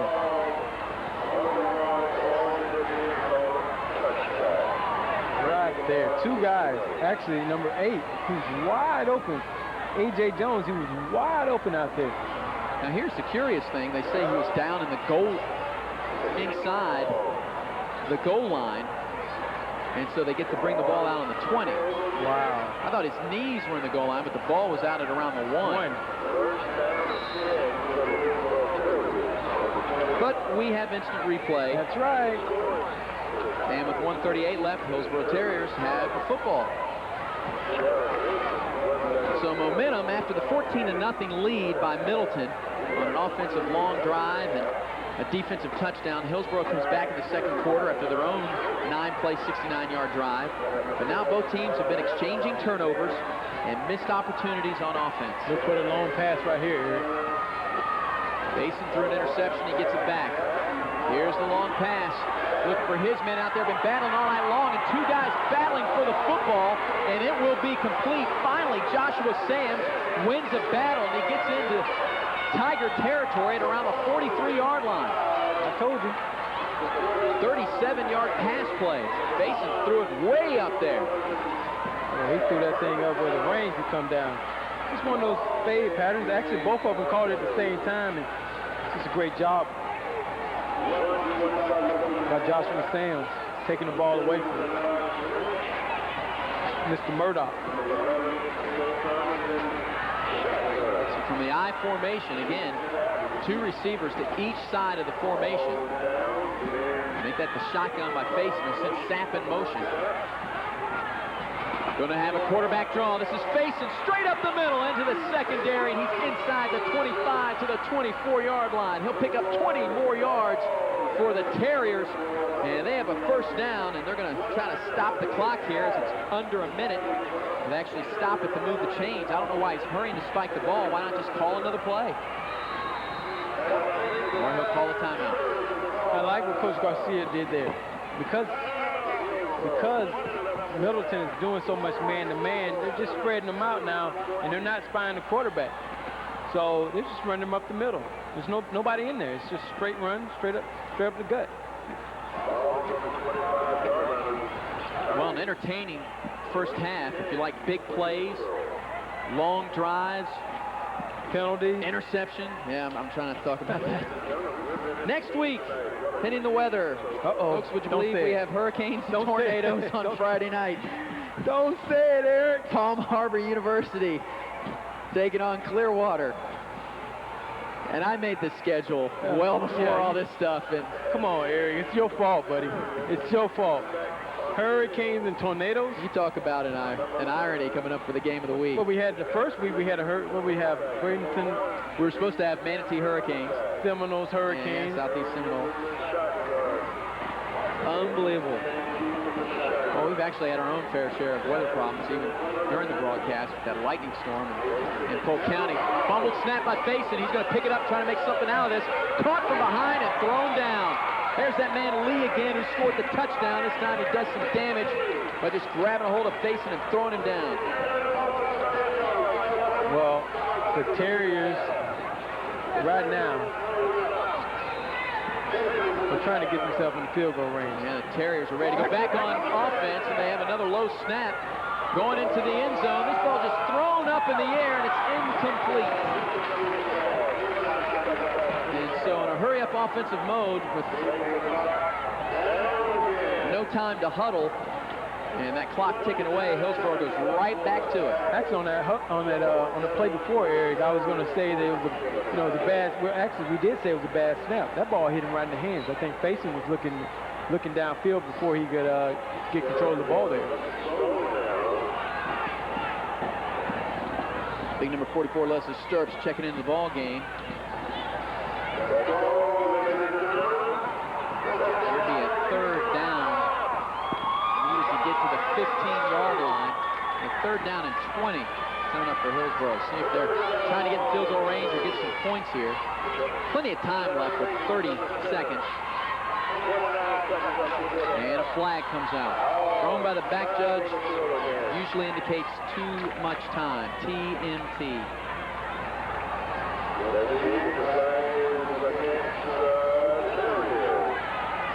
No, Eric, I'm looking out over the field. If I was calling the play right now, I think I would have to throw it up to Darryl Jones, who's, 6'4". You want to throw an alley-oop out there? Throw it up to Darryl Jones. And I think they've noticed that, so they sent out O.J. Murdoch maybe to play some safety or some corner for Middleton. Looks like he's backing up as the free safety. And now Darryl Jones will line up on this side with Mario Lawrence on him at only 5'10" to the near side and out of your picture. Faison will just hand it off, gives it to Sapp. Sapp and Lee going at it inside the 30-yard line, but time now less than 20 seconds and a timeout called by the Terriers. I'm impressed by Mr. Lee. He's making plays all over the place. 5'11", 200-pound senior, one of those 25 seniors we talked about earlier in the show who's probably taking some lumps.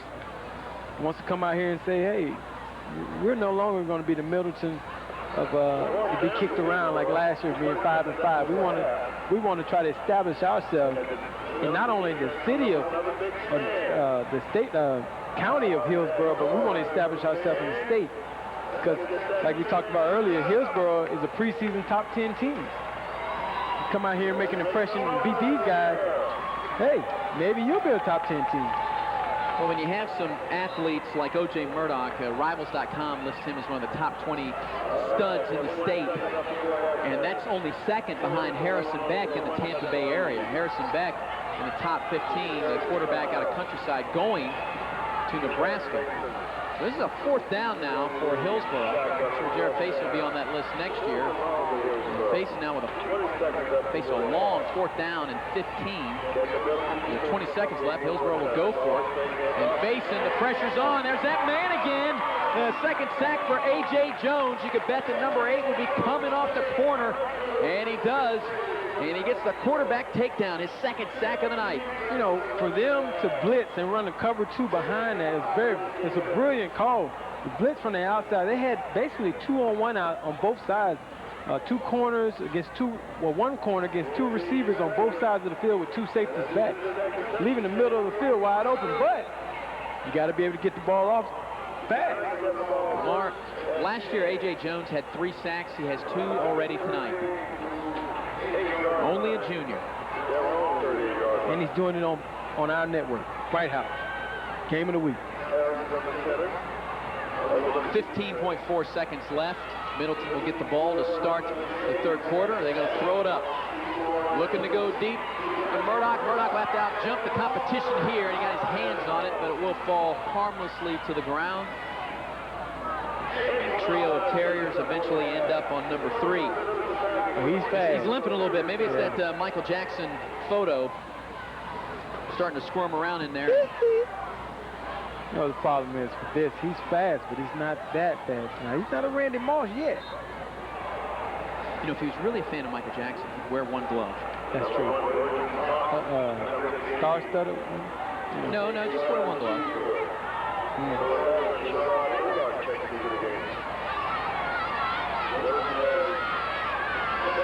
We'll keep our eye on Mr. Murdoch to see what his ailment is.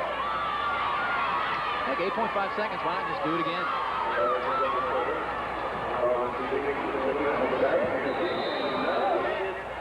And I guess not. We're content.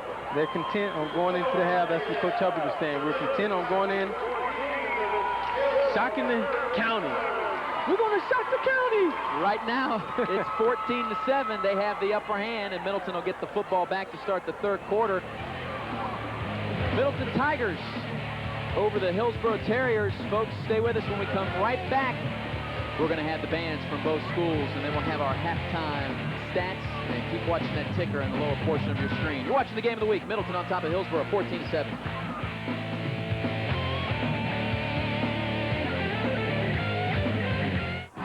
Hey, high school sports fans. I'm Casey Hampton from Plant City High School. And I'm Nick Nunez from Sickles High School.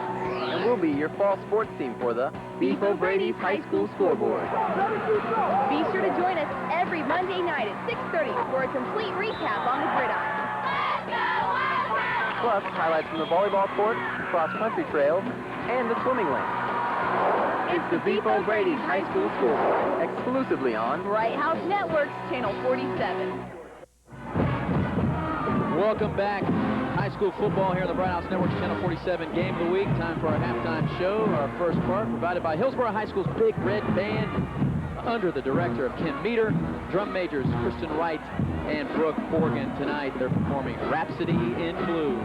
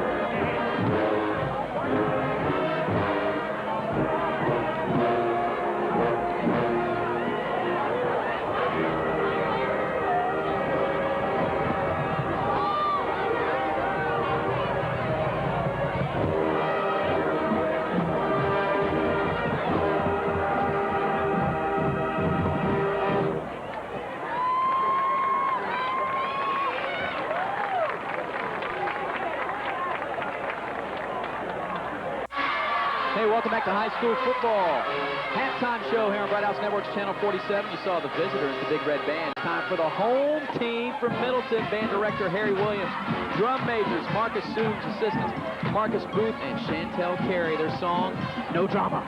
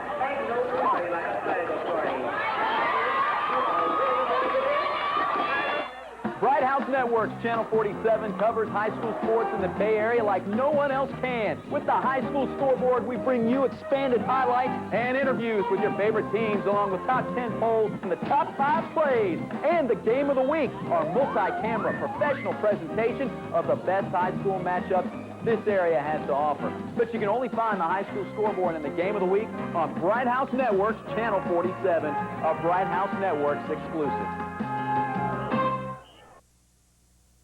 Game of the week. It's a Hillsborough County showdown. What do they call it, Lamar? The battle on the block? Battle on the block. Battle on the block. Middleton up by a touchdown, 14-7 as we continue our halftime show. We've seen both bands. And just in case you've been watching FSU in Miami, if you have, shame on you. You should be watching high school football. Right. We understand it's a low-scoring game. We got a low-scoring game. By now it's probably over. But Middleton jumped out to a 14-0 lead. Let's show you how they did it. They had a 20-play, 80-plus yard drive, and it was capped off by Seth Harris from this touchdown. Just following the big old guys up front. What do you call it? Most exciting play in football, Eric? The quarterback sneak. After 80-yard drive, that's all you have. This is exciting. A.J. Jones coming off the corner. And a sack, and David Lee picks it up for a touchdown. Blitzes were coming from everywhere, from both teams. This is basically going to be defensive highlights from here on out. It was a defensive first half, and here's another batted ball. That man again, number 8, A.J. Jones, had 2 sacks in the first half, but the offense would eventually get going. It's Jimmy Sapp, 27-yard That was a great run. I think he finished it by punishing somebody right there. Yeah. He got down to the 1-yard line, set up his own 1-yard touchdown run. Eventually, the official said, hey, he's in. Made it 14-7. Then defense again taking over. Talk about the sack man, Eugene Hanley. Well, Hillsborough started doing the same thing that Middleton's been doing. They started bringing guys from everywhere. And the team started exchanging turnovers. 5 turnovers in the first half. This is a pickoff by Sherrod Murdoch as both teams got in scoring position, but the defenses came alive, and that really tells you the stats and the penalties stand out for Middleton, the turnovers and the penalties. Well, if Middleton doesn't have all those penalties, I think they would have much more points on the board. But if you look at the stats, as far as the rushing and the total yards, basically even, except for the penalties. And they're still winning. Well, Lamar, Middleton gets the football to start the third quarter. They have a tight ball game right now. Middleton, as I said, the new school on the block, only 3 years old, looking to beat a team that's been around for, I believe, more than 100 years. Stay with us, second half coming up right after this.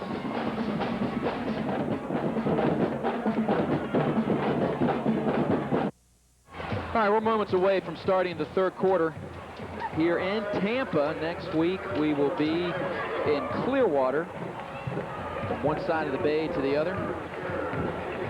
It's actually game number 2 of the season, but game number 1 in the books, as everybody had their week 1 schedule postponed. But week 1 will be played officially in Pinellas County tonight. You've probably been seeing some of the scores on our ticker. And we'll have the full reports for you on the high school scoreboard, the Depot Brady's high school scoreboard, Monday at 6:30. Hillsborough's Terriers down 14-7, kicking off the Middleton's Tigers to start the 3rd quarter. Right near the goal line, it's Jermaine Lewis. They'll run a reverse, running this way. It's Concherio Johnson, and the defense all ready for it. That's IT Antigua. We told you he was smart, high GPA, and just smelled out that play. Wow.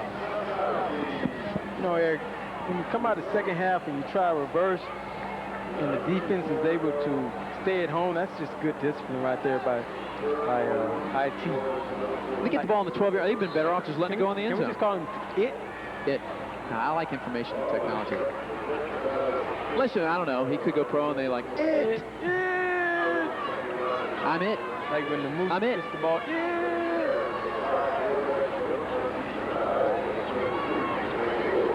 Cedric Harris is off to Lewis. Lewis, Eugene Hanley, and several of his teammates in there just clogging up the middle.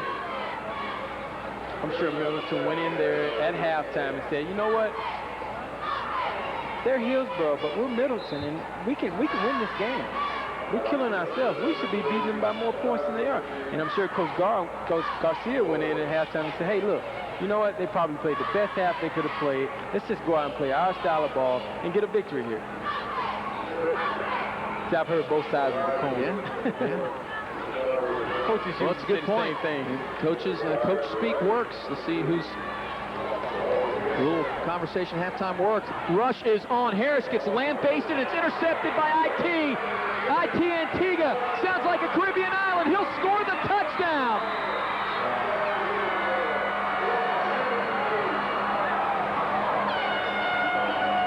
He set it up on special teams. His defensive line gets the big hit.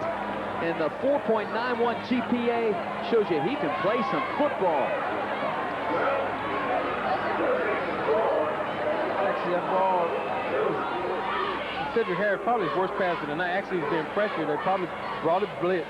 It's poorly underthrown, but I can't say poorly because he was hit as he threw it. And so IT staying at home, making a big play for his team. Made 2 big plays in a row.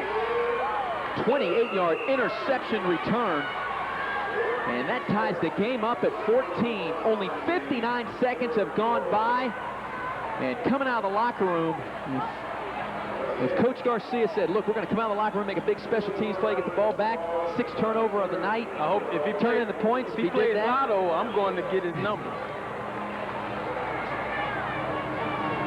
You can't ask for a better. I'm sure that it was almost like, no, it's just, it's a blitz. It was a blitz.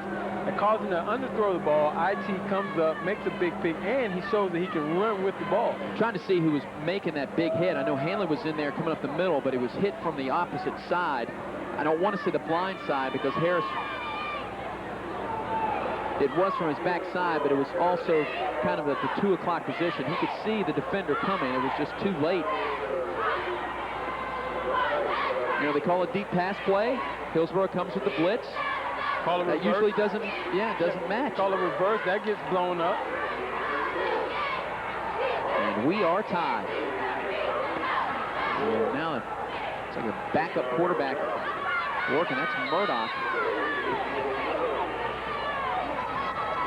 I don't know if Harris is hurt. We're looking on the sidelines trying to see if he's being tended to. Low line drive kick. Jermaine Lewis will take it inside the 5-yard line. Lewis trying to set up his blocks. And it's not going to work. He's not going to escape that pile. He doesn't even get back to the 20-yard line. He'll get lassoed at around the 18. So, wow, you talk about momentum. And 3 turnovers on each side. But it is definitely in favor of Hillsborough right now. There is a new quarterback in for the Middleton Tigers, and it will be Murdoch. Number 11. Sophomore. Sure. Harris, he's sitting down on the bench near number 57, Legister. Not being intended to. I don't know if they're just giving him a break, a series off. So here's Murdoch.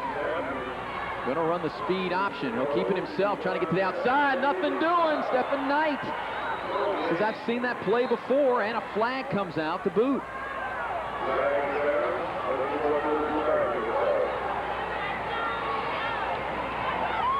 Right now, Middleton needs to settle down. Coach Hubbard has to get those guys together. They're committing turnovers. They're committing penalties.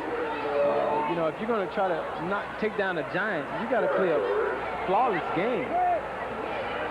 I don't, you know, Eric, I'm looking at it right here. I don't think he's hurt. You know, sometimes players and coaches don't agree sometimes, and you know, Coach Hubbard is a disciplinary coach. I'm sure if he said something back to one of those coaches, he will sit him down. You know, tonight, Darian Moore was supposed to be the number 2 running back. He missed practice. You can't play, buddy. Coach Hubbard said, hey, I don't take it. You know, if you're a team player, you got to do everything that I say. This is a family. Well, that holding penalty backs him up to the 10-yard line, so it's now a first down and 20. And maybe Murdoch to Murdoch connection can hook up here on the game of the week. Well, Middleton just needs something a little simple here. Murdoch rolling out and looking toward his way, and this ball tipped away. And the pass tipped away by Knight. His intended man was Bernard Tillman, and Tillman was open, the tight end. He's been open a couple times, and they just haven't been able to get the football to him. Great play by Knight. Trying to get the young quarterback out the pocket, roll him out. Actually, he was open. Great play. The battle of the block. Bragging rights on the block. Was it bragging rights on the block? Bragging rights on the block. Bragging rights on the block, and right now the team that is doing the bragging, well, Mr. Moe. despite all the stuff going on, it's still a tie ball game, 14-all. Mr. Moe. The field position is the battle to be won right now on this gridiron. And Murdoch hands it off to Tremaine Lewis, and Lewis swallowed up at around the 5-yard line. I'm sure Coach Garcia went in at halftime and said, you know what, the draw's been killing us. And Zachary Barton's like, finally, I got my hand on it. Let's have our defensive tackles pitch that draw to make sure the draw cannot beat us anymore. Here it is, right here. The guys staying at home. They were upfield. The ends get upfield, but the guys inside, they're staying at home now. That was the one play that killed Hillsborough in the first half. The draw to the running back. Right now, nothing is killing Hillsborough as they are showing that discipline. They're showing that maturity. And they only have 14. Long. The 7-yard line, they need to get to about the 30. They'll hand it off. This is Lewis. Lewis holds on to the football, gets up to the 14-yard line. It'll bring up a punting situation. Brandon Webb, the junior linebacker, on the tackle. And the Middleton Tigers, now the most important thing for them is to not lose focus of this game. It's to look back up at that scoreboard and saying, hey, look, we're only another possession away, get a good defensive stand, get the football back. On the other hand, Hillsborough's like, we're ready to take advantage. We got them on their heels. You know, in the beginning of the game, Eric, you talked about the guys being pumped up. I'm looking at Middleton's sideline right now, and, you know, they don't look the same as they did in the first half, and it's a top ball game. They're running guys out late. They're committing penalties. Coach Hubbard needs to just sit them down and say, hey, guys, we're still in this ball game. Will Bergen to punt it away. Low line driver. Will he get a nice roll? Comes right to the Hillsborough Terry Jonathan Davis across midfield. He gets inside the 40 to about the 39-yard line. He'll run it for 12 yards. But excellent field position for Big Red.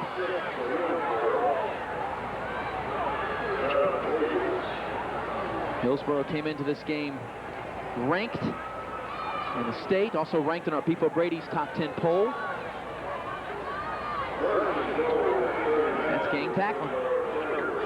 I would assume next series is Cedric Harrison back in there. I think they just set him down for a little bit. He might have said something when he came off the sideline there. It looks like an offensive team meeting over there on the sidelines. As the defense, as Murdoch plays corner at the top right, missed tackle in the backfield. flag comes out as Ty Mitchell gets to about the 36-yard line. That was definitely back up Terriers. That was definitely a holding penalty there on Darryl Jones. You know, being a receiver, man, it's tough to block those guys when you're on the island, man. Here he comes, right in here. There he is, blocking the back. He could have been called a block in the back. He was just asking him a question. Hey, hey, hey, hey.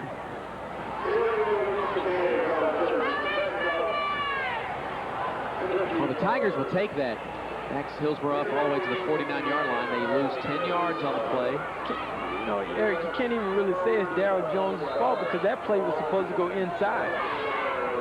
And it bounced outside. So you put your receiver in no man's land. Always backing up the receiver. Oh, yeah.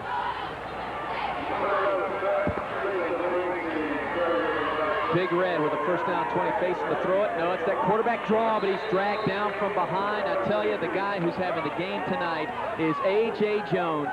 90 tackles last year, coming up a little lame on that play, but 2 sacks, forced a fumble, batted down a ball at the line of scrimmage, and here, not letting number 11 out of his sight.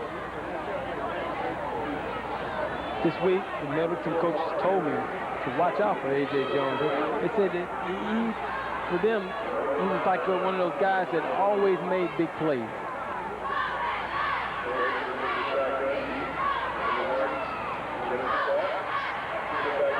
Second down and 18 for Hillsborough. Tie ball game at 14.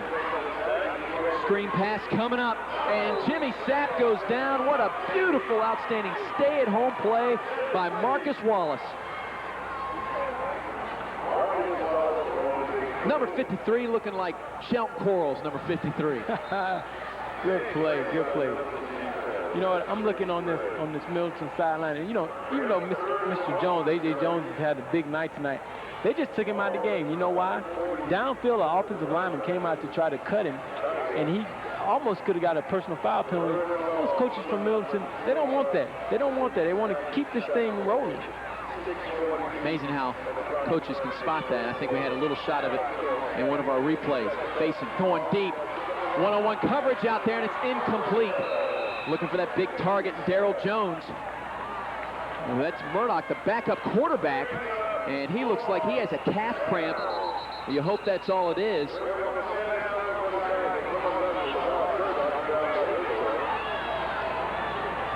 Well, I guess I was right. Unless we get another look at it.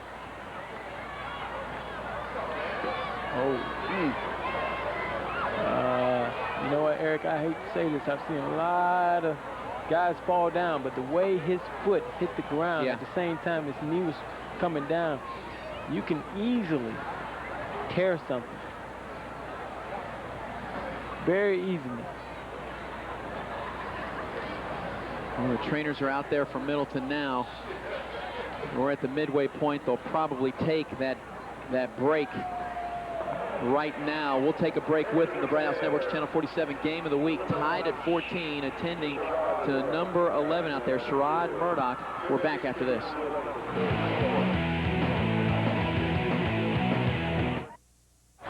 Well, it's good news if you're a Middleton Tiger fan or just a plain old high school football fan. Murdoch is back up on his feet, the young sophomore. And the report we were getting from the sideline, it is just cramps. You know what, Eric, we have such a great crew here. You know, our producer, Spanky, for him to get us that information. Producer and director. Yeah, from the truck. From the truck. And for him to say to us that, hey, we think it's just a cramp, and it's the same cramp that I usually get when I'm eating, you know, with my arm coming to my mouth. You know, I love this show, man. I really love this show. The guy doesn't even care about cracking on himself. Oh, my gosh. Peanut butter jelly time. I like peanut butter and jelly. We're just having fun, folks. 4th down. I guess Harris will be coming back in the game now. Nice snap for Wall. He gets it away. Murdoch will take it. And then he gets hit late, but not hard enough to warrant a penalty. Field position battle still being played right now as Hillsborough pins O.J. Murdoch. and the Middleton Tigers inside the 10-yard line. So number 5, Harris, is back out there. The senior gets the call. Lesson learned. If that's what it was, speculating on possibly a little discipline. Hey, take a few snaps off. Exactly. Cool down. And again, despite what's happened, still 14-14, midway through the third quarter.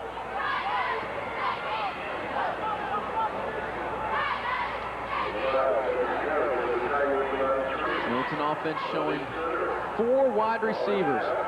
Quick pitch out to Murdoch. Murdoch trying to get a few blocks and free himself. He does cross the 10-yard line, gets up to the 15. It'll be a gain of 5. Second down and 5 coming up for Middleton. You know, I talked earlier about the fact that they're playing a chess match here, and what Coach Garcia is doing now, he's bringing guys up in the box, but he's dropping off. And I'm pretty sure that Middleton said, okay, if you're going to blitz, we're going to get the ball in OJ's hand real quick to see if we can find some holes out there. It's his 3rd reception, has 68 yards. We'll get it out here this time to Concherio Johnson. Johnson was down on a knee when he caught the ball, so he's going to be stopped right there. That's kind of similar to that Wisconsin UCF play you saw that was called back, picking up a fumble. You're automatically down in high school football and in college if you have a knee on the ground. He actually lost probably a half a yard. Oh, he's down. That's great camera work. Great replay. Great camera work. Great camera work. Who's down there? Only Roger, on the Bright House Network. Roger the Dodger Johnson. Those guys that are out here from those other stations won't be able to get it that tight. No way.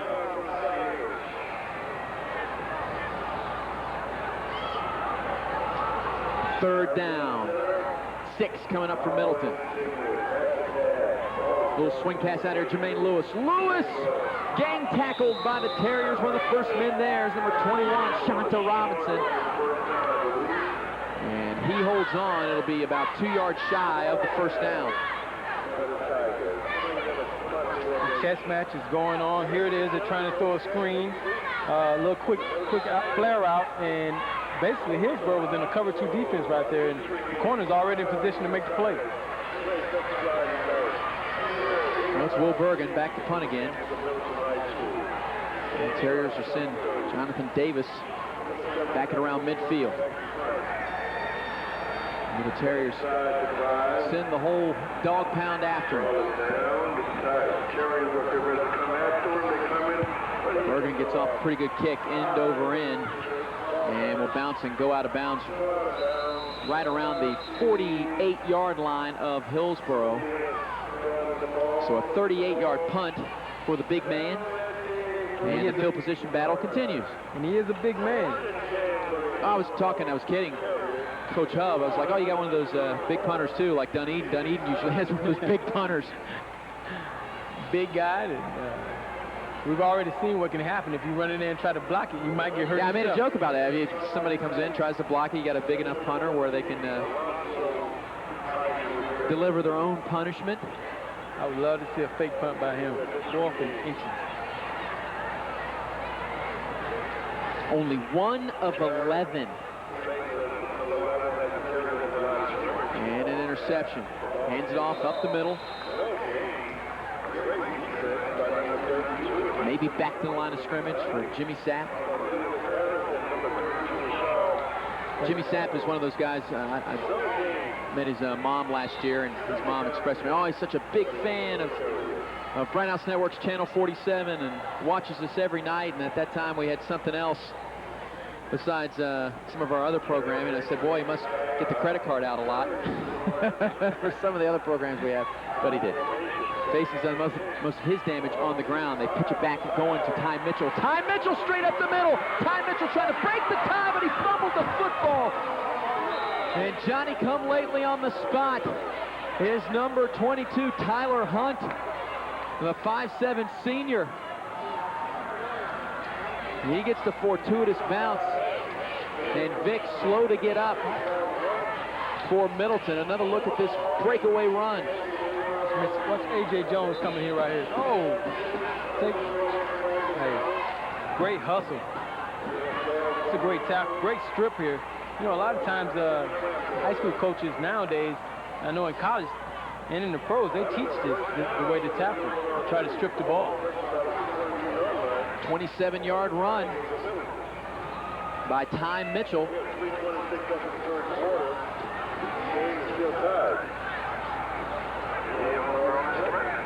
And Vic Arboleda, now he's down after A.J. Jones forced another fumble. We'll take another break. 3:26 left in the third quarter, all tied at 14. One of the young men that we previewed, Vic Arboleda, slowly getting back up. He was having cramps when he was helping out Sherrod Murdoch. By the way, the Bucks extra point, you just saw the College Crossfire promo. That's on from 8 to 9. The Bucks extra point on Tuesday from 7 to 8. Both shows live call-in. And yes, the Bucks extra point is the longest call-in show about your Tampa Bay Buccaneers in the Bay Area. Believe it or not. Remember, go to the website at Bright House Networks, channel47.com. BrightHouseNetworks47.com has all of our programming. All right, the Hillsborough Terriers, after that long break, will pick up 5 more yards. The Hillsborough Terriers have been utilizing 5-yard chunks at a time, thanks to the Middleton Tigers, now in double figures in penalties. Let me tell you something, Eric. Watching Vic walk off the field, that's not a cramp. That's a Charlie horse, man. I've had those things many times. You can't move. Your body goes and it just locks up. 13 penalties, 87 yards for the Middleton Tigers. We saw what happened to Lakeland in our first preseason game. This being the regular season, it hurts a little bit more. Right side, Jimmy Sapp. Jimmy Sapp inside the 15-yard line. Looks like he's close to moving the sticks. Every play, somebody from Middleton is taking a little bit longer to get up. A.J. Jones on this play. You know, in the first half, the Middleton defensive line, they got a lot of penetration. They were coming off the ball. They were hyped for this game. And now I think it's starting to take over them being tired. Second down and short. Not enough for the first down. Again, it's Sapp up the middle. And Sapp, he may be small in size, but he's big time to take down. He gets up to around the 10-yard line, just outside of it. It will be a 1st and 10. And it looks like they're just outside the 10, so they can still pick up a first down at the inch line. I'll tell you something, Eric. Let's watch number 93 here. I mean, fatigue. There's the old saying, fatigue makes a coward of us all. You start missing tackles. You start blowing assignments. Left side. Now that's that man that set up this scoring opportunity, Ty Mitchell, and Ty Mitchell is down to about the 3-yard line for the Hillsborough Terriers. And it'll bring up a second down. Time running out here in the third quarter. It was 14-7 at the break. Middleton on top. But a defensive touchdown. Both teams tonight defensive touchdowns. And now Hillsborough looking for their first lead of the ball game. They were trailing 14-0 in the first half. There's the handoff left side to Jimmy Sapp. Sapp looking for his second touchdown of the night, and it looks like he's short. He's down to the 1-yard line. It'll bring up a third down.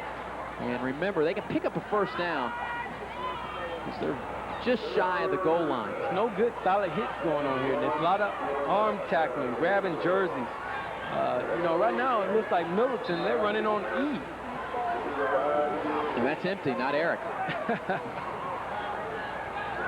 From the I formation, will it be power football for the Hillsborough Terriers? Faced straight up the middle. It is a touchdown, and the Terriers take the lead.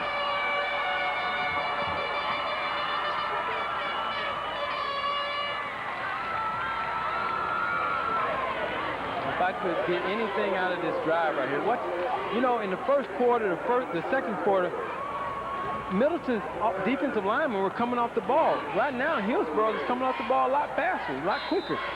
It's almost as though Middleton has just run out of gas. 52-yard drive. The field position finally pays off. Now facing a little bit worn out here. The extra point is good by the Hillsborough Terriers. So down 14-0.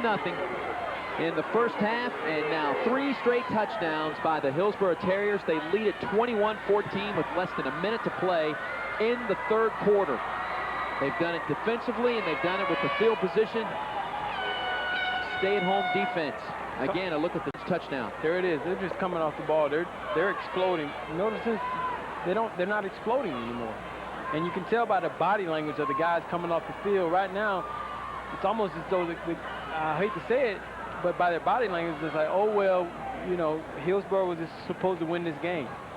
So I would think that right now Coach Hubbard is gathering those guys together and saying, hey, look guys, we're not out of it by any stretch. All we have to do is put together and sustain drives, and we'll be right back in this game and stop getting penalties. Well, most teams in this area, maybe a few, but they do have some two-way players, but that happens in high school football. But right now, a big special teams play, and the offense needs to keep the football on a sustained drive to keep that defense on the sidelines, because right now they are just, as Lamar said, running on E. They are on E. Get back out there, it could be could get a little worse.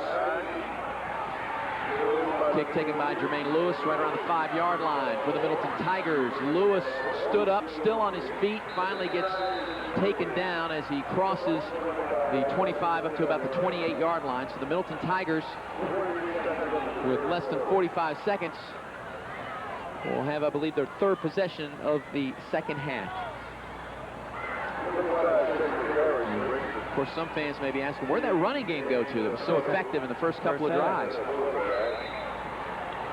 Now it's time for your playmakers to make big plays. We talk about a kid, O.J. Murdoch, who Tom Lemon, who's one of the recruiting gurus, was quoted as saying that O.J. is one of the fastest wide receivers I've ever seen. And he's not even on the field right now.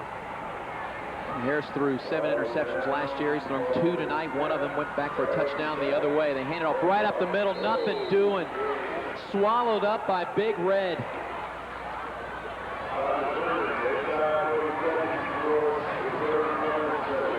And there's Murdoch watching. He probably didn't want any of this action anyway. As I was saying, Tom Lemon, who's like the recruiting guru, said that he was one of the fastest players he had ever seen, and he had great potential and should be a guy that was a productive player on the next level, and that's college. You need to see a guy like that at this time step up in the game and make big plays for you. The last big play was made by Brandon Lattimore coming off the edge for the Terriers. Ball batted at the line of scrimmage. It will be incomplete. That will be the final play of the third quarter. So Harris trying to gunsling one in there, and it was knocked down by the Terriers. Dog pound up front. We're at the end of 3 quarters of play. The Hillsborough Terriers 21 unanswered points. They now lead it by 7. We head to the final quarter of play on the game of the week.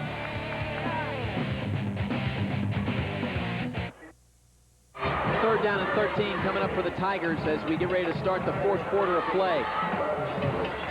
Harris, 2 big interceptions, one near the goal line and one that went back for a touchdown. 6 of those 21 points for Hillsborough. It's actually a 12-point swing when you think about it. They could have another touchdown. Slant pass pattern going to Murdoch, who's back in the game. Now, that's the younger Murdoch, and his pass reception is well shy of the first down, about 5 yards shy of the first down, so to bring up a 4th down and about 4 for Middleton. But Eric, I don't understand why the guy who we all came to see tonight, O.J. Murdoch, is not on the field right now. The game is on the line. Your big playmaker is on the sideline. Something must have happened. Well, O.J., the older Murdoch, just had Coach Hubb walk right by him, and his wide receiver coach is giving him a talking to.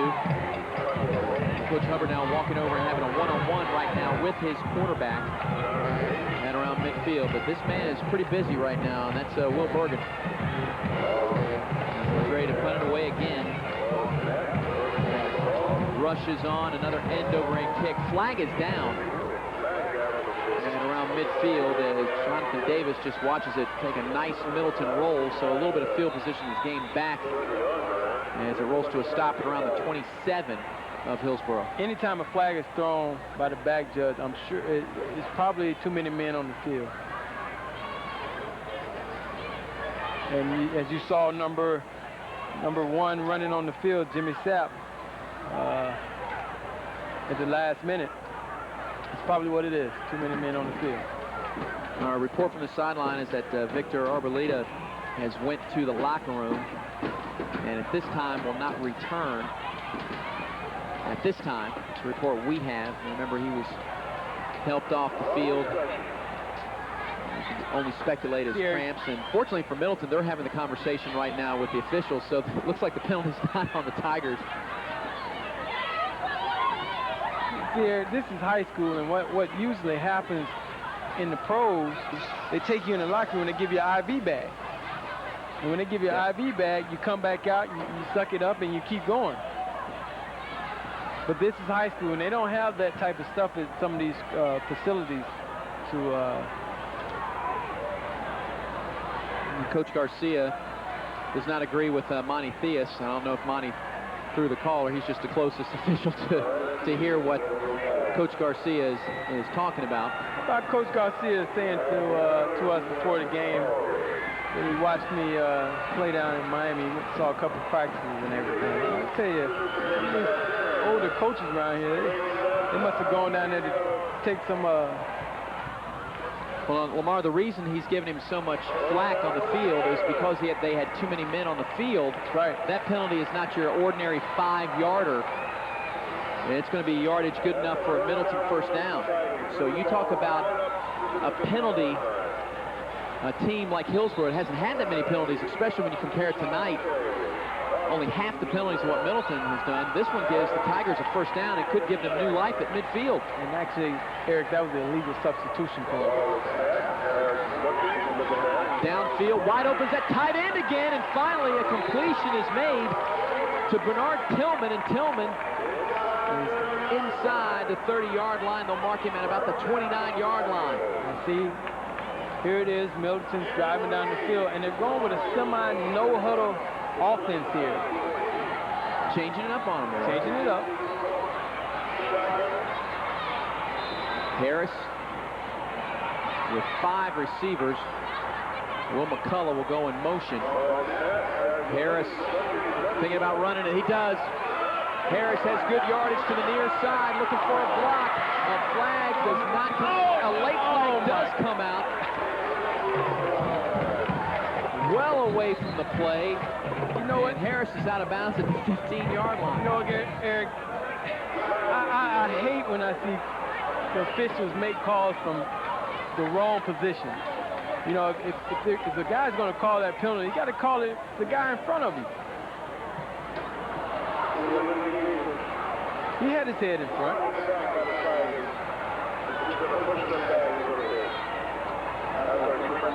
I would not call that a clip. Well, you have the one official right there reached in his back pocket and did not throw the flag. But his homies from the other side threw it. It's like that University of Miami game against Ohio State. The guy right in front of him doesn't call it, but his homeboy in the back calls it. You're talking about the... Yeah. In the end zone. Yeah. I disagree with that one. It's just a bad call. Speaking of bad calls, you and I could write a book on the tuck rule, but that's another story and another show. Well, it's still a first down. Believe it or not, it's a first down and 9 for Cedric Harris. Down the middle, complete to Johnson. Johnson, again, looked like he was on one knee, but he's inside the 20. Should have the first down. Johnson's stepping up. CJ is stepping up. I question where is our guy, O.J. Murdoch. But you know what?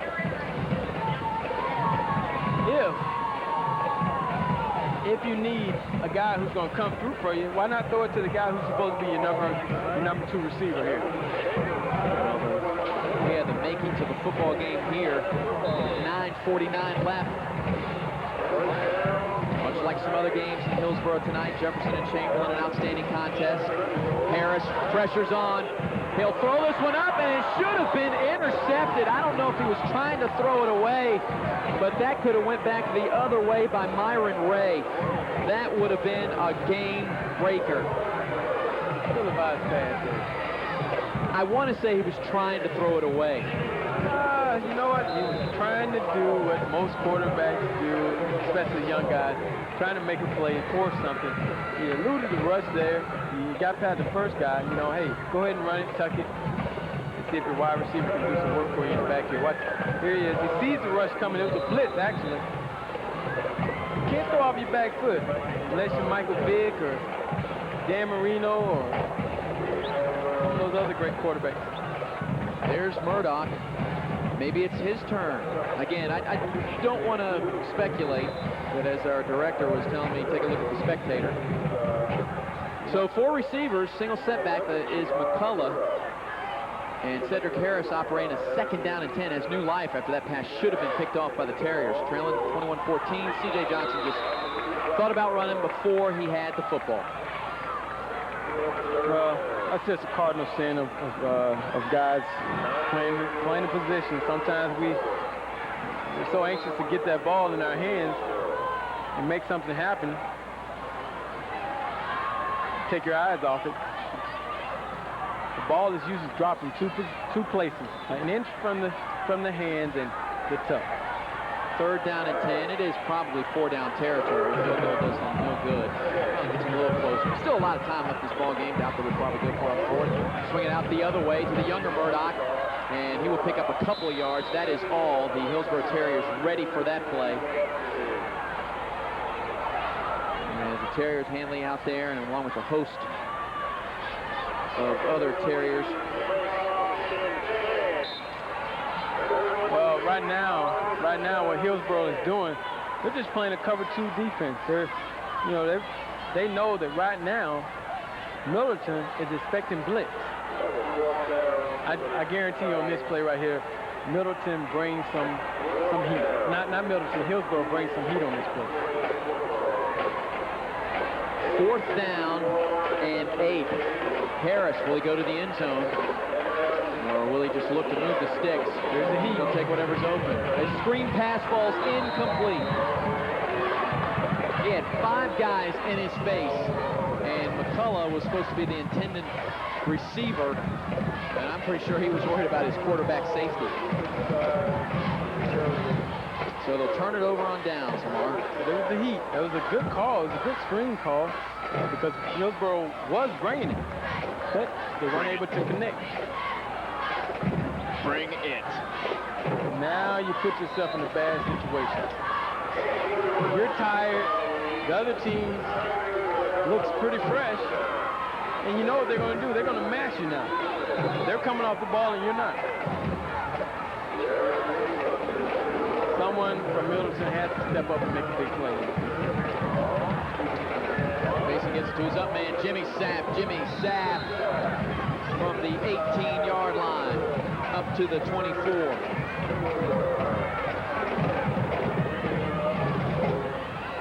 Check that, make that up to the 28-yard line. My math is a little off right now. A little cutback play there, but you know what? They look fresh. As fresh as Middleton. So it's a 1st down for Hillsborough. They have the lead and the ball. We're not even at the halfway point of the 4th quarter. Both teams have combined for 6 turnovers, but we haven't had one since the start of the 3rd quarter. Again, it's the Knight looking for room, evading tacklers, and he's finally brought down inside Middleton territory. Picks up 30 yards. Well, right now, Goliath is awaiting. Again, my math is off. Only 24 yards. Goliath has awaited. I need to get a calculator. A lot of arm tackling going on here. A lot of missed tackles. In the first half, Middleton was making those tackles there. You can tell the body language. If you look at the Middleton kids, the body language is just not there as it was in the first half. It's Big Mo. Hillsborough gets back that field position. Has a couple big runs on this drive. They give that one to Ty Mitchell. Ty Mitchell picks up about 4 more yards.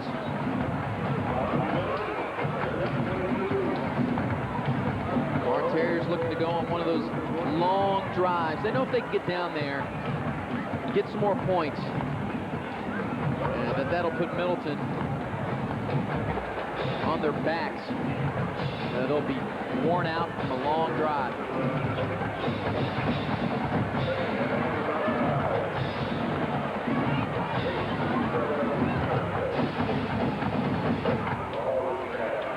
Basin gives it to Jimmy Sapp near side. Flag is down in the backfield. And despite being worn out, A.J. Jones just continues to harass the ball carrier. Well, flag is down in the backfield. A couple of them. Well, if Middleton could have asked for something to help him out there, Hillsborough committed a penalty. So right now, Middleton needs all the help they can get.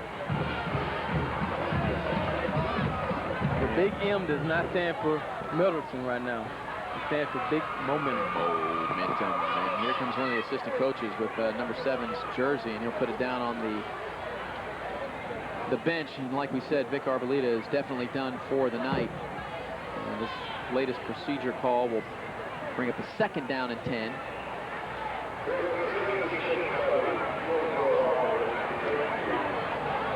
Illegal shift.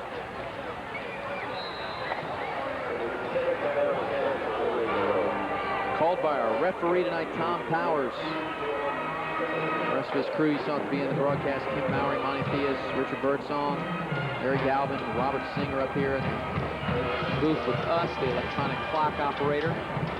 We're approaching the midway point of the 4th quarter, ready for another water break. That's good because we're getting thirsty. We'll pitch it back with another flag coming out, so this running play by Ty Mitchell will be coming back. So now Hillsborough, at one point, only had like 5 penalties. Here we go. The 6th one was a huge one that gave the ball back on the illegal substitution in Middleton's last drive. They punted it away. Now, I'm sure Coach Garcia is over there going crazy right now because the game is basically in their hands. If they want to give it away, they can continue to have these dumb penalties. Illegal shift. See, look at him. He's disgusted. What the is going on out there? And we're just doing basic plays. We're just lining up, pitch it left, pitch it right, give it to Sapp, give it to Mitchell. Watch the clock go down. Watch the clock scoring go down. position. But always remember, Football 101. one thing that Middleton does have, they do have speed at the wide receiver position. So if, I wouldn't count it over, if Middleton gets the ball back, they might be able to do something. Murdoch is down there now with Coach Hubbard on the sidelines. Not that Murdoch, that's the younger version. Sherrod Murdoch came in for a series at quarterback. But number 3, the senior, is down there on the sidelines along with the rest of the receivers. They're probably talking about that. We'll take a break. This is the 6:21. They'll call this the midway water break. Bright House Network's Channel 47 game of the week, 21-14. Big Red. 2nd down and 15.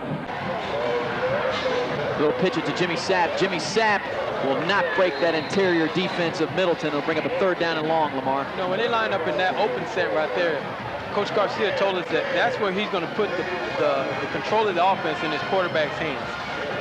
He basically calls a check with me play. He's going to give him 2 plays in the huddle and let him decide by what he sees the defense, what the defense is dictating, what play he's going to call, which way he's going to run. Well, he saw Jimmy Sapp running for a touchdown there, but unfortunately only ran for about a yard, so it'll bring up a 3rd down and long. So Middleton, they're back in that set again. So look for a check with me. He has 2 plays the coach is giving him. Now he has to decide which one he's going to check to. Right? He's checking right now. Samson's near side receiver. Those give it to Sapp. Sapp gets a couple more yards. It'll bring up a 4th down and 12 at midfield. So Coach Garcia looking to win the field position game. They didn't get a big gainer out of that. And with a 4th down and call it 12, call it 13. Looks like Middleton is set to get the football back. And Tony Wall, the punter, just a junior, will check in, and the deep man will be Jermaine Lewis. Look for him to have too many men on the field. And Murdoch comes running off. Clock still ticking down. By the time Middleton gets the football back, unless Hillsborough is ready to take a delay game, they did not. They get the snap off. Good looking punt. Lewis takes it at the 19. Tried to get to the near side. Evades a tackler, still on his feet, and a flag comes out at around the 30-yard line.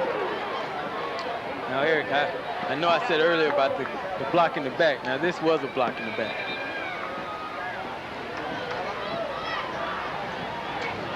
Well, it will be the 15th penalty on the Middleton Tigers. That usually doesn't equate to many points, good field position, and most importantly, a W. Here it is right here. Right there, blocking the back. It was a lay down on the back. A lot of times these kids are trying to get the big hit. You got to be smart. You can't hurt you. You don't want to hurt your team. Everybody wants a crack back.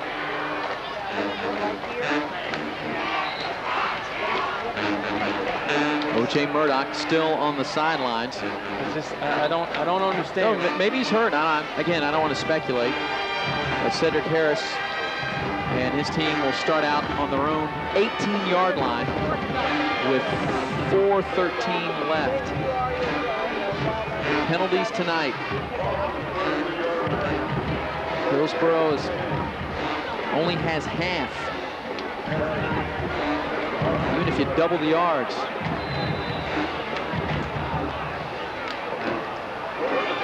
So 5 receivers set right now.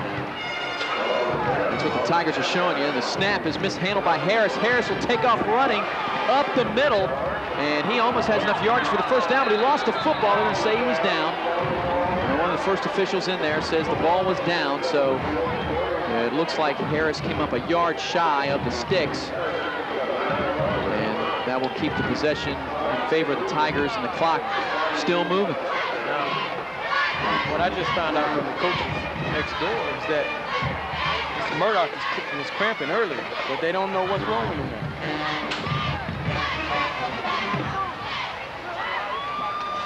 Well, maybe they're waiting for him to thrill us with one big play, saving him up for that last chance. Well, they're going to bring out the sticks now and measure this. See, a lot of kids don't understand. And you kids that are watching this game, you got to realize one thing about college and professional sports. Coaches on the next level, they're watching everything you do. A big play at the end of the game, they want to see how the big players produce. They want to see this guy out there on the field if he can go. They don't want a guy who's going to come to their school and, you know, it gets down to hard times and he pulls himself out of the game. Not saying that he is, but they don't want a type of guy like that. You got to have heart. Ricky Lee to the near side.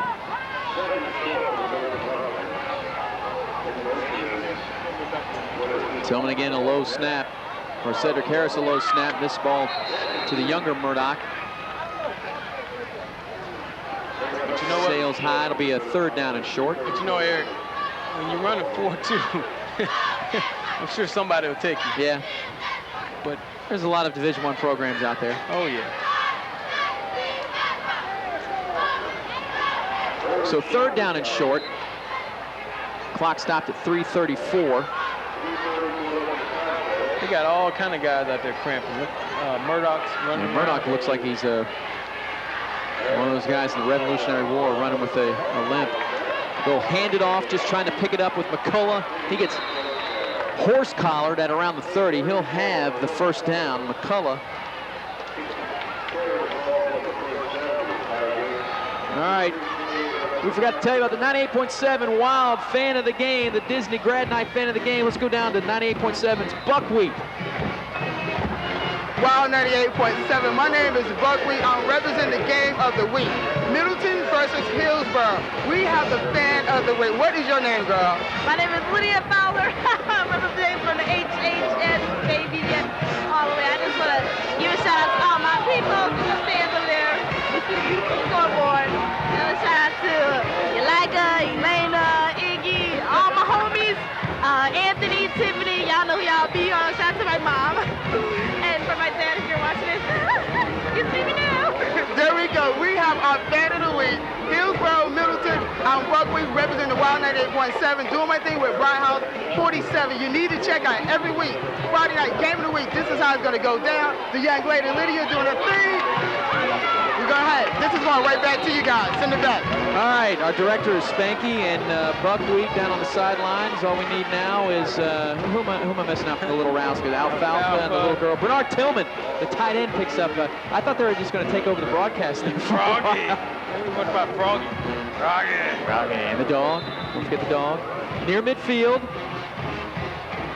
the Middleton Tigers from their own 48-yard line. After that Tillman reception, looking wide open is Burgess Mock. The names continue. I remember before the broadcast you were telling me that the coaches, Lamar, was saying, hey, we're about 6 deep for wide receivers. They're proving it right now. All skill positions here at Middleton, they have these guys running track. And so they all can run. They all can run. They said they were 6 deep at wide out, so they weren't concerned with one guy going down. Obviously, they're showing it right now. 19-yard pass completed by Harris. He's 12 of 23. 21-14, trailing it. Blitz is on. Harris gets away from it. Has his man. It's Conchario Johnson, and Johnson somehow was open. Just standing in a spot, kind of like Tim Brown's going to be doing for the Tampa Bay Buccaneers, and he gets out of bounds at around the 24-yard line. Well, the game's on the line. Quarterback making a great play right there. I don't know how he got away from that, Lamar. And throwing it to one of his top guys. The game's on the line. You need a guy that's going to be a playmaker. And the coaches say they have all the confidence in the world.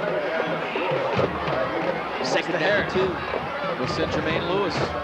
Showing blitz as Hillsborough again off the edge. This one's batted down and caught by Cedric Harris. Harris will have the first down, and he runs out of bounds inside the 20. They told me that they have all the confidence in the world. Maybe him being set down earlier in the game has helped them out. Because they need a big playmaker right now. The game's on the line. That ball was knocked down by Stephen Knight, and Harris, wow, gets the real fortuitous bounce, and he picks up the first down. Okay. And at the 17-yard line. Here we go. Game of the week. Approaching the 2-minute warning. Trailing it by a touchdown. Harris on the quarterback draw. He'll have a first and goal, but he lost the football, but he was down. The whistle had blown. It'll be a first and goal for Middleton at the 5. Great call by the coaches from Middleton. If that was a design quarterback draw. Because right now, you got Hillsborough running around like a Chinese fire drill out there. They're going with this semi-hurry-up offense, and it's confusing them a little bit. Oh, good run, good cut. Presence of mind there says tuck the ball, but he was already down. It's a good quarterback draw. I like that play. Everybody's going to fumble whether you were down or not when Leslie Stirrups jumps on top of you. Ball at the 5-yard line, a first and goal. A timeout was called by Middleton, and they need it right now. Well, this is the drive they were looking for. Numbers on the ground.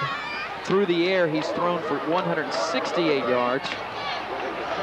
Averaging 8 yards a run. Harris and the Middleton Tigers led 14-0, Lamar. Right. And they were looking good at the time. They were firing off the ball. Offensive drive, a long drive to start the game, a defensive touchdown. Hillsborough comes back, and then right at the beginning of the 3rd quarter, a couple touchdowns by Hillsborough, and guess what? Now they're the team trailing. Right, but the thing is, now they're down inside the 10-yard line. Everything gets a little tight. Everything gets tight down there. I'm sure what Coach Garcia is saying, okay, look, guys, if we can just stay within our game plan. They're tired. They're pressing right now. We're not pressing. We can hold it. And on the other side, on our side right now, on Middleton's side, they're saying, hey, you know what? Somebody make a play here. And remember, Middleton was down here before in the first half. Right. Had a chance to extend the lead through an interception at the goal line. Here we go, Aaron. Harris will hand it off. This is Lewis. Lewis just holding onto the ball. The initial hit, and he's like, look, I got to hold on to it. Second down and goal. Eric, right now, if I was Middleton, I would spread them out. That's how they got down here, by spreading everything out. Now you go to a tight set. That keeps the defense in the box. And they don't have the team speed anymore like they had in the first half to go around the corner. So everything has to be up the middle. Cherio Johnson come out to the near side. Again, showing a power formation. All the big heavies up front. Little pitch at Lewis. Lewis trying to use that speed to get to the outside. He will not get to the goal line. An outstanding play by the Terriers out there. Chris Kelly coming off the edge.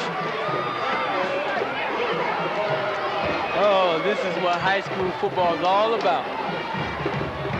It'll be a 3rd and goal with 1:17 left. Watch the play by number 14. Straighten this out. Basic toss sweep there.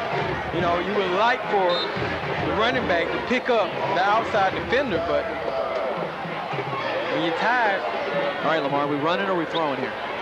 What's Middleton going to do? I'm running a quarterback draw. I'm spreading you out, and I'm running a quarterback draw. That's my call. Well, they're spreading them out.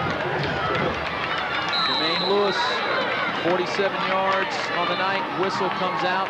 Did somebody call a timeout? I believe Hillsborough has called a timeout. Spreading them out.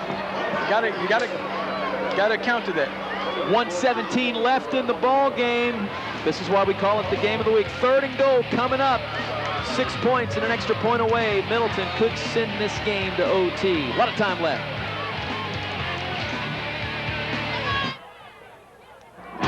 Hey, high school sports fans. I'm Casey Hampton from Plant City High School. And I'm Nick Nunez from Sickles High School. And we'll be your fall sports team for the Beef O'Brady's High School Scoreboard. Be sure to join us every Monday night at 6:30 for a complete recap on the gridiron. Plus, highlights from the volleyball court, cross-country trails, and the swimming lanes. It's the Beef O'Brady's High School Scoreboard, exclusively on Bright House Networks, Channel 47. On a 3rd and goal pass play, a play to Darrell Williams. The tight end is incomplete, so now we're down to 4th and goal. This is it, Eric. This is what it's all about.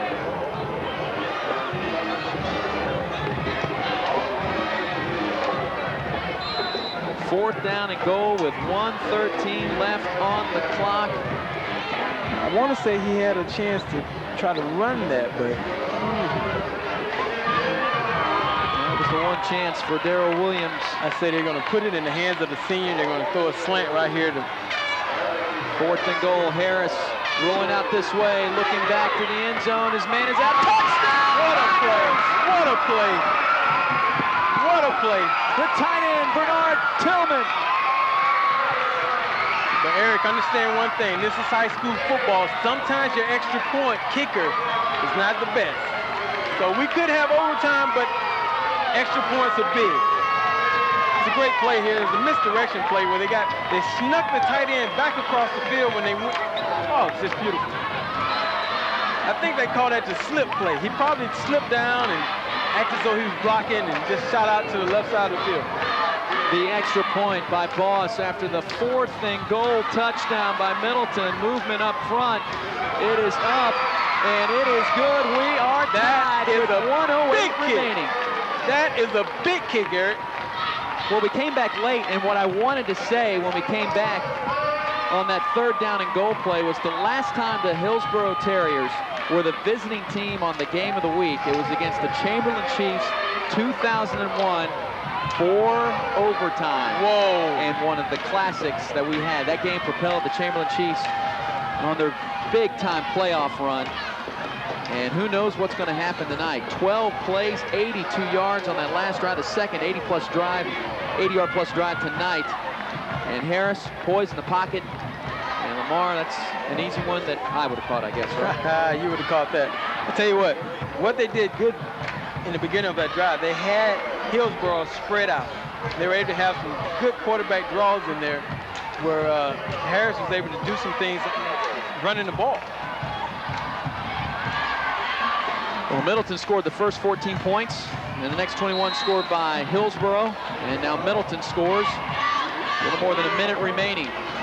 Kick it with the high kick. The Hillsborough Terriers straight up the middle. This is Jonathan Davis. Davis, good field position. And the Hillsborough Terriers plenty of time with 1:01 left. That's Cedric Harris.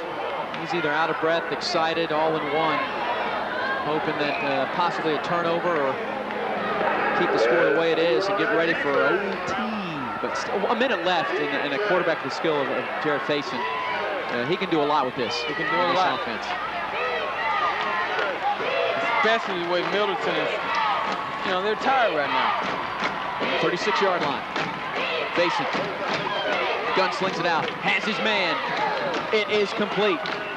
At the 45-yard line. Out there, the Joshua Sands stops the clock. Well, about 5 seconds. Eric, what Middleton has to do on defense right now, if you're going to 4-receiver set, you got to be able to get a little bit much more. It's too much cushion out there. They're giving them too much cushion to throw little hitches like that. You got to get it a little closer. But at the same time, you got to have, if I was them, I would be in a man-free defense right now. Keep one guy back. See, now they're coming up. Earl Garcia in the Tampa Tribune said that Jared Faison sometimes reminds him of Adrian McPherson. AD would have one of those long drives. Going deep now, the receiver stopped, and it's intercepted! Intercepted by number 2, Mario Lawrence, for the Middleton Tigers.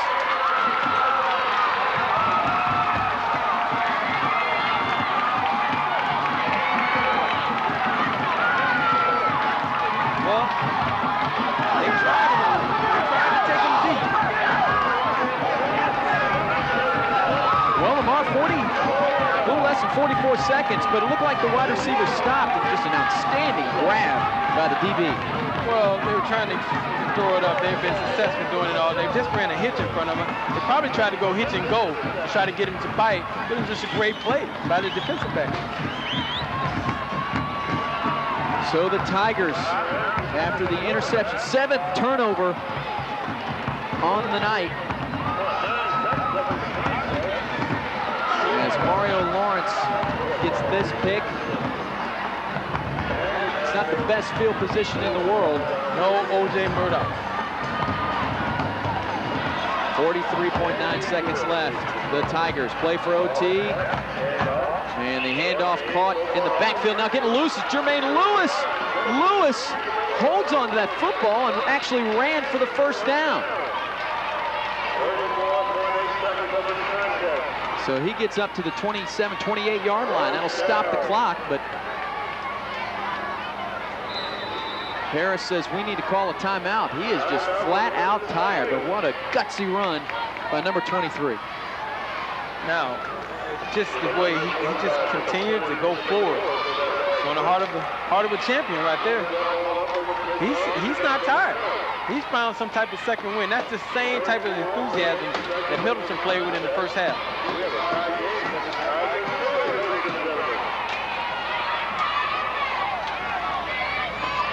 So Lewis is going to come out of the ball game. You're right, Murdoch on the sidelines. Dozen carries. Hillsborough band coming to life. Game of the week. All tied up at 21. The only thing I want to say, Eric, is at this time in the game, and you're trying not to throw the ball away, just don't throw it in the enemy's hands. Well, the guy they need to look out for is IT Antigua. Eyes like a hawk in the free safety spot, and jumping off sides will be the Terriers, so no time to go off the clock, and they'll have to get 5 more yards. It'll be a first down. Last run was a first down. It'll be a first down at 5 from the 35-yard line.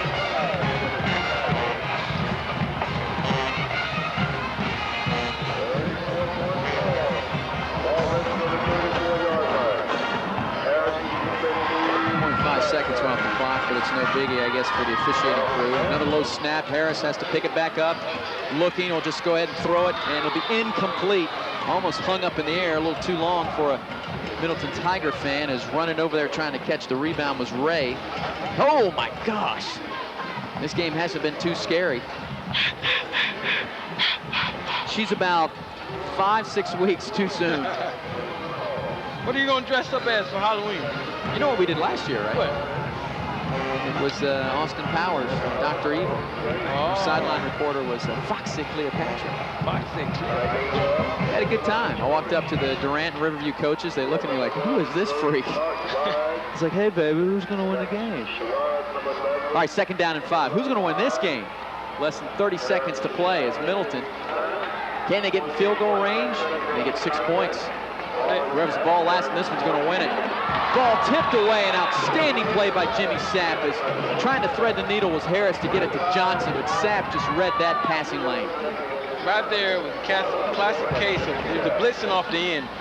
And right now, he's supposed to throw the ball. He's wide open right there. You let him get a little too deep before he passes the ball because, number one, Sapp, he has to run all the way from the middle of the field to cover the number 2 receiver. You got to get it to him quick. That's why they call it quick hots. Hot. It's a hot route. Ah. Don't touch something that's hot. There you go.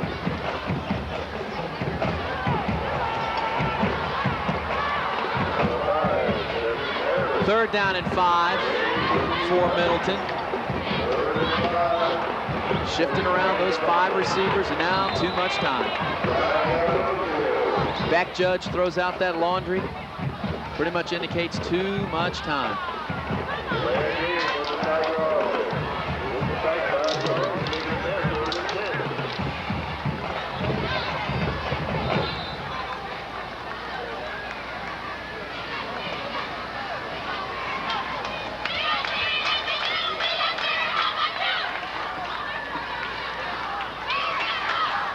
Third down and 10.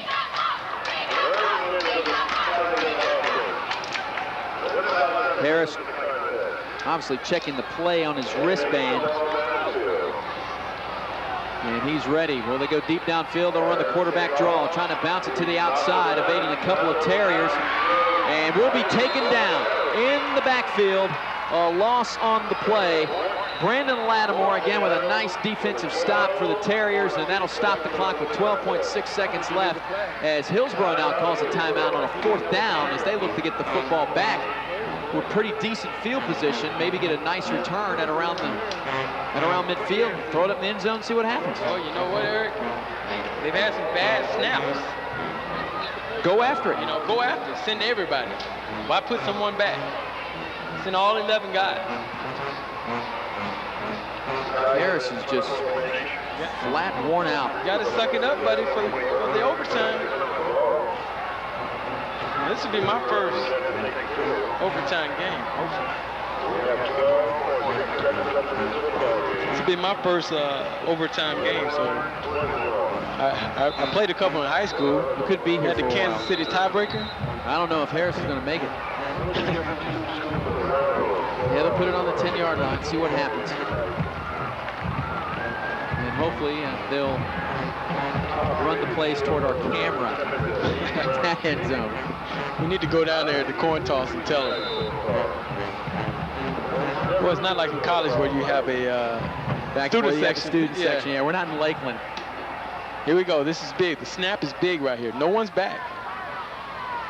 Will Bergen is your punter.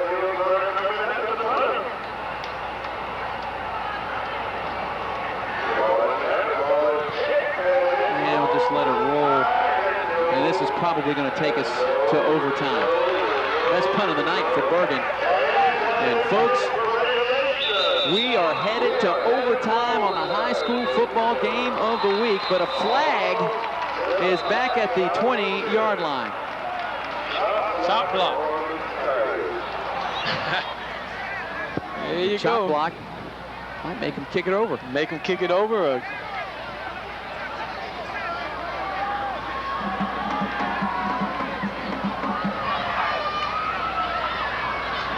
And it looks like that will be the decision. Hey, why not? Make him punt it again. There's no time on the Make clock. our sideline Roger run back and forth. Now, there's no time on the clock.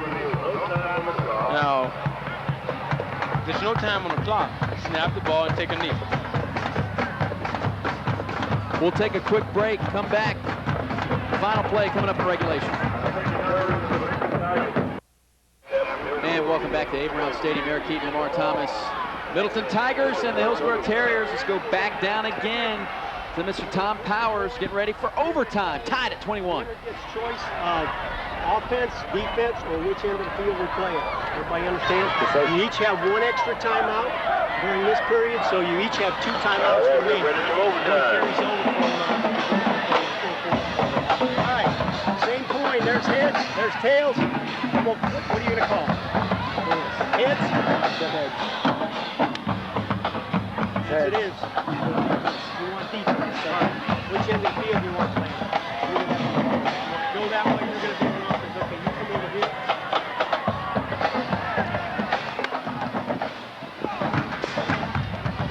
All right, so the Middleton Tigers will have the ball first, and they're headed right toward our camera. Eric, love it when a plan works out. Eric, you wouldn't believe this. I have a cramp. I'm so hot. Caught a cramp in my neck. Oh, it's hot. It's hot on the field. Get a cramp. Well, it's hot on the field. It's hot up here. I'm fine, man. I drink about 10 of these bottles a day. You know, I spend my time on the golf course all day, so I'm out in the hot sun.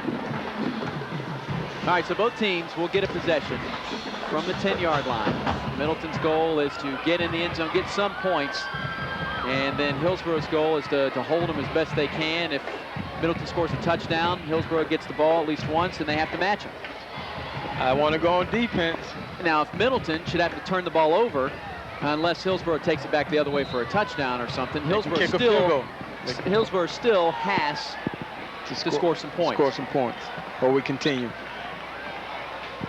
And unlike the college rules, there's no rules in high school that says you have to go for 2 or you must kick the extra point. So it's just basic from the 10-yard line, first and goal every possession. Let's get it on, Eric.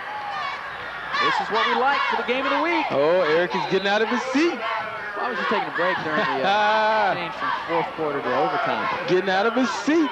It's on. And I just get a big smile because when you make out the schedule, everybody's like, what are you going to put Hillsborough and Middleton on That's for? right. I'm like, you look like a genius. You get lucky once in a while. Cedric Harris rolling out. Left side, Harris.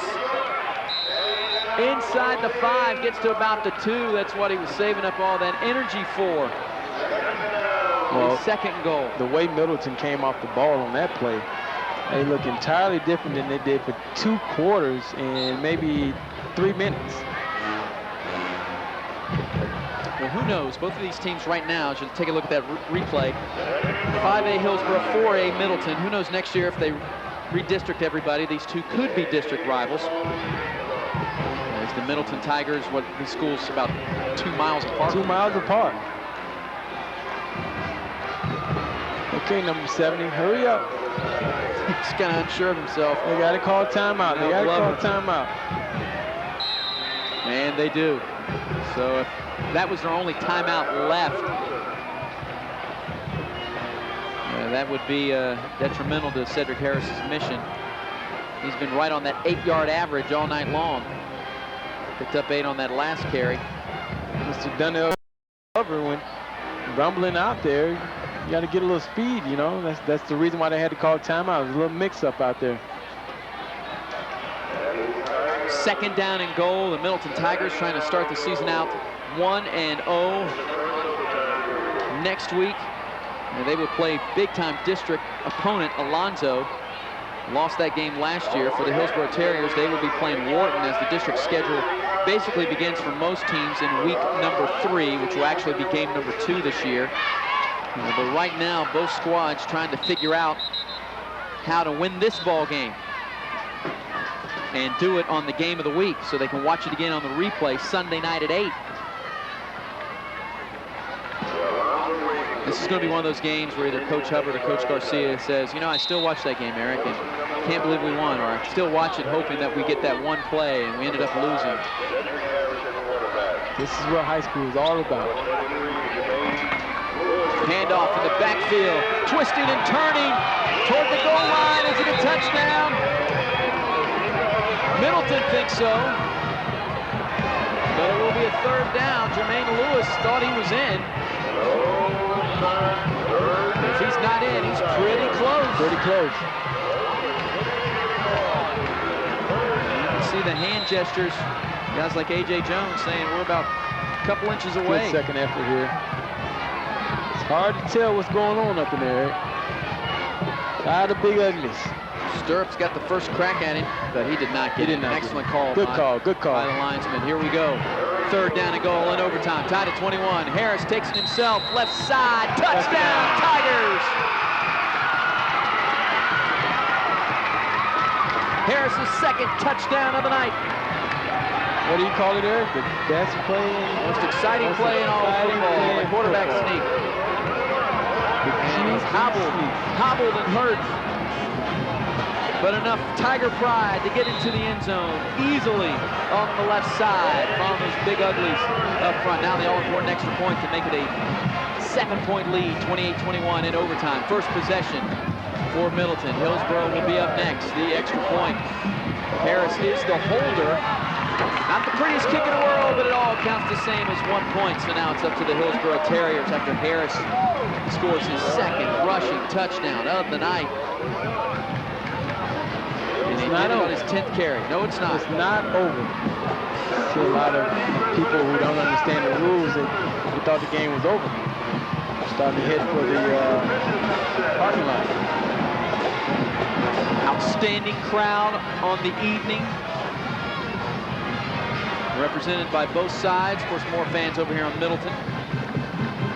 And here we go. The Hillsborough Terriers lined up for their first possession of overtime. Trailing it now by a touchdown. Jared Faison has 4 receivers and a single setback right beside him. If they turn it over, the game is over. Jimmy Sapp will pick up a couple yards. It'll be second down and goal. Right now, what Coach Hubbard is asking of his players, give me every little ounce. I need it. And Coach Garcia is asking the same thing. This is, you know, it's do or die right here. You got 3 plays to get in there. Middleton Tigers looking for the upset. One of the receivers is not covered on the inside for the Terriers, but defense gets over there in time. Again, it's Sapp bouncing off the tacklers. He will not make it to the 5-yard line. It'll bring up a third down and goal. And obviously, 4 down territory in overtime. Ooh, Eric, this has been a great game for our opening game. Regular season, Joe Sapp gets the call again. Beautiful pursuit up front. Bounced off of Caleb McCullum there.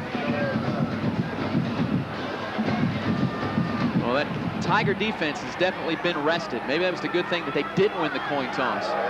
Tiger coaches signaling in plays, motioning to cover what receivers, what backs. It's a 4-receiver set again. Watch the slants. Watch the slants. Faison, 3-step drop. Rush is on. Throws it up, and it's incomplete. The pressure was on as he felt it from number 51, Cornelius Harrell. One more play, Eric. One more play. It's down to 4th and goal. Middleton scored on 4th and goal to tie the game up. But they were a lot closer. Oh, that's right. They were a lot closer. Just a couple yards closer, but now Hillsborough says we need to call this timeout as Jared Faison throws the incomplete, looking for Sams. And it's come down momentarily to this play. As both teams get that last swig of water and Gatorade. Eric, can you promise me every game is going to be like this year? No, I can't. We'll probably have, I wish I could. But I don't, we're at least going to get close because after September 24th, we start looking for the best games available. So at least we'll have some matchups. If your game is not the game of the week, just look for the Beefo Brady's High School Scoreboard, a wrap-up of other highlights from around the area and other fall sports like volleyball, cross country. We have crews out tonight at East Lake Tarpon Springs. Manatee had a game tonight. Crew out Pasco County for Mulberry, taking on Pasco, and Zephyr Hills in action. Mitchell as well. We're all over the Bay Area. Teams like Palm Harbor and Clearwater in action. We'll see them next week, next Friday on the Game of the Week. Palm Harbor University and Clearwater. We haven't seen those 2 teams on the Game of the Week in quite a while. It'll be good to have them on. Right now, 4th and goal in overtime. This is it. It's either 6 points and an extra point away from sending it to second OT, or it's game over and an upset for Middleton. Faison, the pressure's on. Faison looking to run it himself into the end zone. Touchdown, Hillsborough!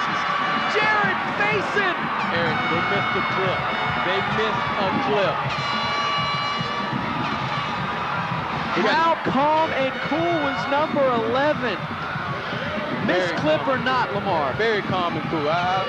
Great play by Coach, great call by Coach Garcia. He said he was going to put it in his hands, and this top guy, that's his guy. This extra point by Tony Wall to tie it to the second overtime. He's got to make it. Low snap, it's up. The kick is through the uprights. We head to the second overtime. And Eric, I want to apologize. That wasn't a clip. It was a good block action. I will say this. Right here. I want to say about Joshua Sams.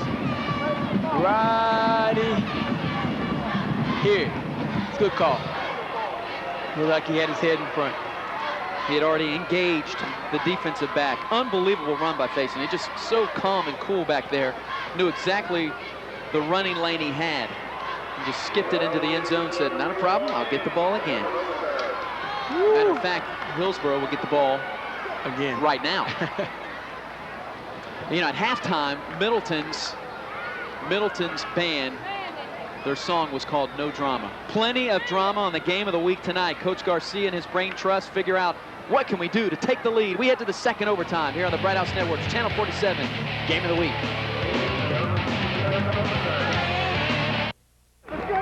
We head to the second overtime. Eric Keaton, Lamar Thomas, and you sitting at home watching the Bright House Networks, Channel 47, Game of the Week. Hillsborough and Middleton bragging rights for the block. We're in the second overtime, tied at 28. Jared Faison just scored that 7-yard touchdown run. Pitches it back to number 6, Jonathan Davis. Davis, left side, gets down to the 6-yard line, bring up a second down and goal. This game might be in double overtime, but there's still some hitting going on out there. It's funny how tired you can be on Middleton's side when they look just down and out. Tie the game up, get a lead, have a new life. Late getting on the field. Cedric Davis running out there for Middleton. Hurry up, stay in the game. Second down and goal. High formation with Davis and Sapp. Darrell Jones is the near side receiver and the lone receiver out there. Faison reverses it to the big man. Stirrups. Stirrups will score. Red alert, big man with a football. Touchdown, Hillsborough.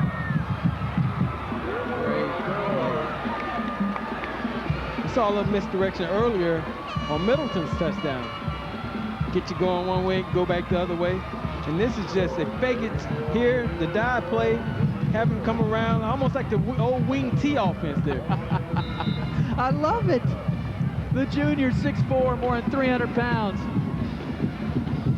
We call Calvin Bailey the bus. I don't know what we can call Leslie Stirrups. He's like a tractor full of buses. The extra point is through the uprights. It's 35-28. He is the big dog. D-A-W-G. Here it is, faking it upstairs. Oh, yes, coming around the corner. That's very similar to the wing T offense, the old wing T. You see A.J. Jones going for the strip right there. Fake the dive, come around. Wow. I would have hated to have been out there trying to tackle that kid. Well, now the Middleton Tigers have to score, or if Hillsborough holds them, they win the football game. It gives me a good chance to remind everybody to stay with us after the game. We will definitely be having post-game interviews with the winning coach and at least a player. I mentioned it earlier. He is definitely a Clydesdale with a name like Stirrups, the Clydesdale. Harris, left side. He might take it in on one play, and he does. Penalty, Eric. There is a flag down. A flag on the far sideline at around the 11-yard line.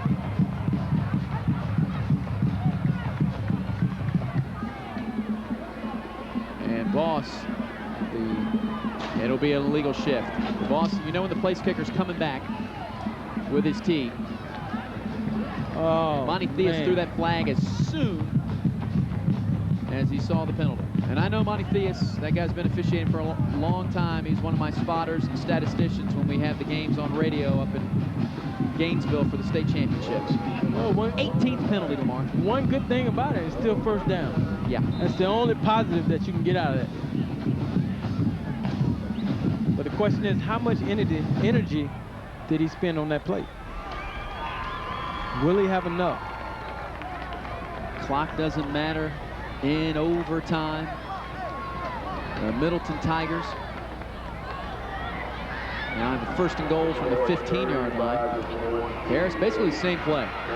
Left side looks good. He doesn't get to the end zone. He does pick up enough yardage to get back to the original line of scrimmage. It'll be a second down and goal from the 10. Same play. Option play. Harris wants the ball in his own hands. He's your leader. He's the guy. He could have pitched it right there, but he wants it in his own hands. Good decision. Bad things can happen when you pitch that ball. They still haven't taken the points off the scoreboard over there. Our scoreboard is correct, but they still haven't. They're anticipating, I guess, the score, the extra point coming up. Here we go. Second down and goal for Harris. They'll spread him out. 4 receivers. Make that 5 with C.J. Johnson in the slot. Gonna put it in the air. Rushes on. Here comes Stirrups. Can't get pinned back. He might have to throw it out. Throws in the back of the end zone. Touchdown! Oh, unbelievable catch. The second touchdown by Tillman.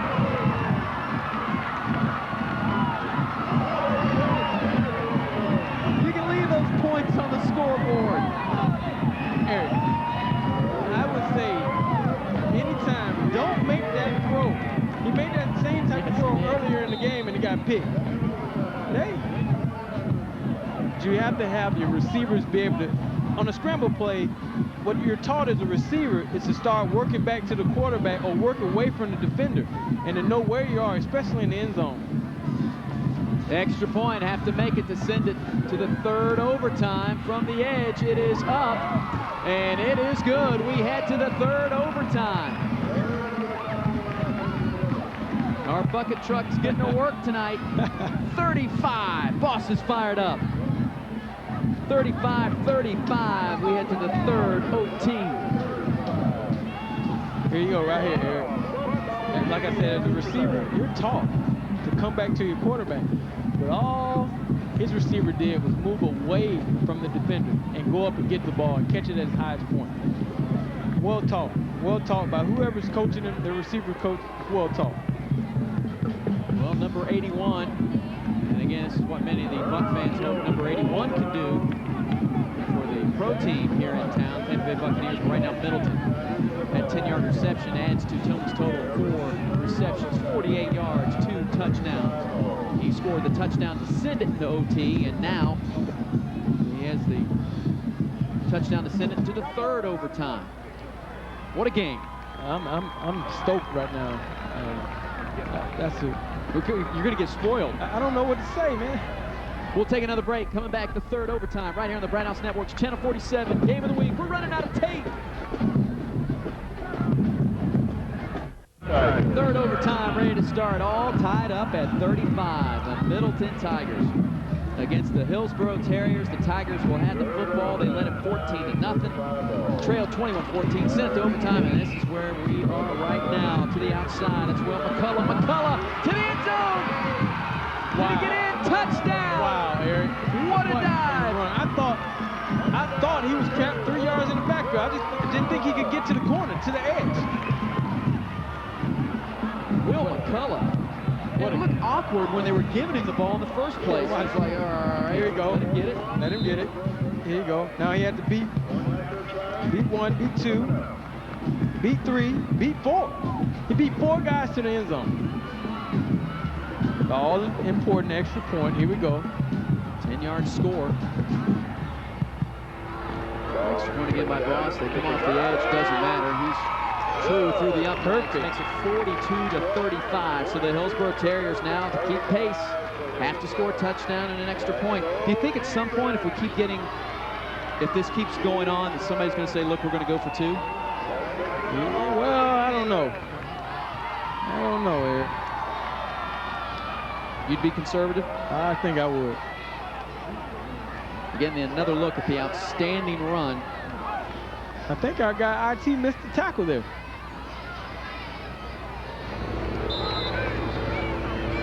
As McCullough scored.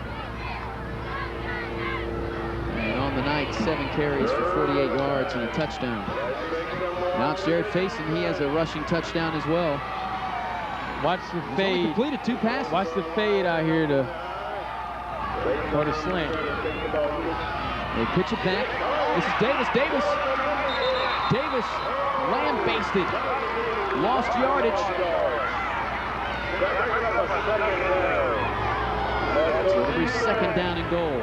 Remember, this is the first possession for Hillsborough started out this way. They had to convert on a 4th down and goal. They just sent it into 2nd overtime. Well, what about Middleton? 1st and 15. It's just a great defensive play right there. Had that one stopped from the get-go. Marcus Wallace met him first. All of a sudden, you know, Middleton looked like they had nothing left in the tank. Watch the slant out here, Eric, to the right. Look at Daryl Jones facing. Running himself, but he is met by a couple of Middleton Tigers. Nothing doing that time. David Lee, a little rebirth. Bring up a 3rd down and goal for Hillsborough. You know what? They're tired, but their coaches have taught them to be disciplined. That's discipline right there. A lot of times, guys want to chase that ball. And you saw Peyton Manning last night on a big 4th down run, where the defensive end didn't stay at home.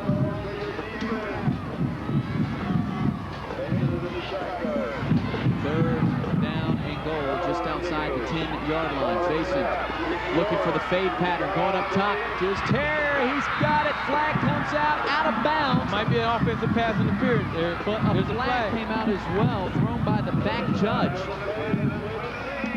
And that was Daryl Jones. He had it, but he did not come down in bounds. Let's see who's going to pick up the penalty. As we take a look at the replay here. Contact by both players out there with Mario Lawrence. He had an interception earlier. You go right here. I didn't really see That wasn't on anybody. Eric, that wasn't pass interference on anybody. How can you make that call from the middle of the field? Yeah, because the one official did not make the call. You know what, Eric? The one official did not make the call. He was right there. Right there in front of him, you know. It looks like it's going to be on Middleton because the way they reacted, it's going to be pass interference and new life. Bad call for the Terriers. Unless something happened in the middle of the field, bad call. On actually officiating crew who's done a good job tonight.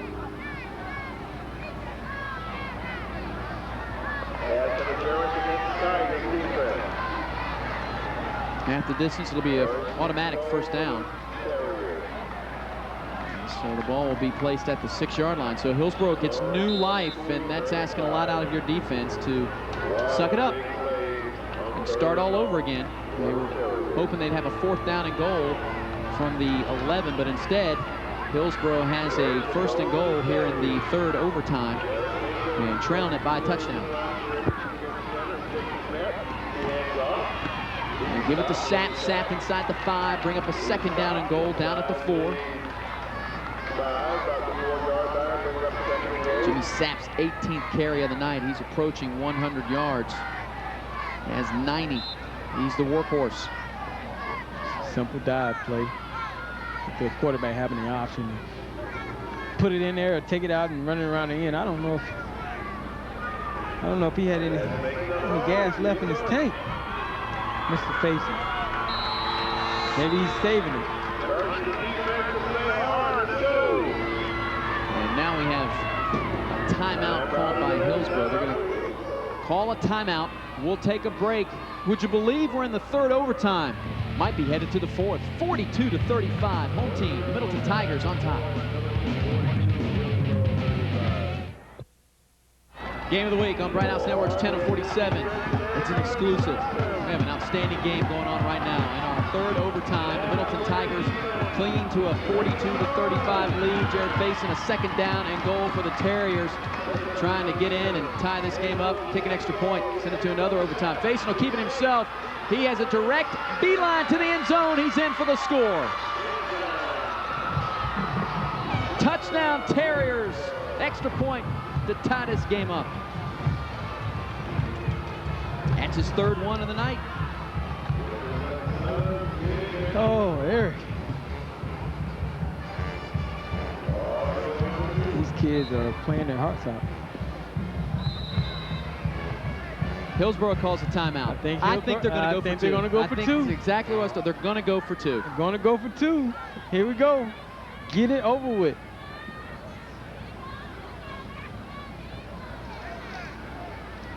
The defense is tired. Here is just a basic option play here. I mean, they've been running the same dive play the whole night. And actually, Middleton ran the same play for their touchdown. Well, if Hillsborough goes for two, they make it, they win. If they do not, Middleton will win the ball game. I take a chance here, Eric. I take a chance and tell my corners to come off the receiver. They're going to run an option. Looking for the draw? They're going to run out. No, they're going to run an option. I mean, they've scored on it. They're going to. I would stack the middle, take care of the dive back, and then put somebody on the quarterback. I think they're going to throw it to big number 44. Ooh. Line up in that power formation and let him just drift back to the back of the end zone. Is he in there? Big number 44. Here it is. Well, Middleton Tiger, their team's on the feet. The Hillsborough Terriers are on one knee. Big number 44 is on the left edge from the I formation, going for two. This is your ball game. First of all, Eric, we're going to run option. Here you Mason, up the middle. Did he get in? Touchdown, Terriers! Oh, my goodness. What? The Terriers win the ball game. Whoa.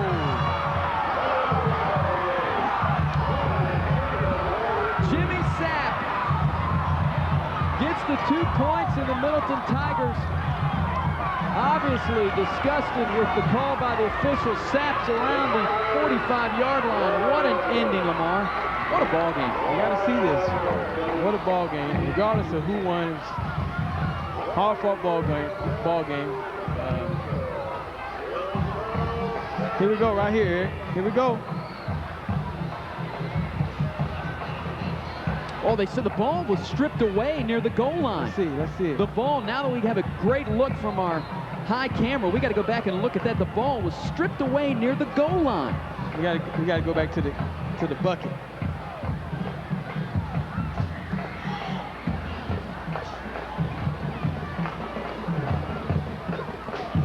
Wow. It's hard to tell if he broke the plane from that angle because we're not exactly over the top. Or if an official came in and automatically blew it. But wow, this is an ending that folks will be talking about on both sides of the spectrum. An opinion? Hard-fought game. You know, I hate to see come down to a controversial play, but you know, great football game, Eric. All right, folks, stay with us. We're going to have a quick interview. We'll talk with Jimmy Sapp. We'll talk with Coach Garcia. Your final score, 43-42.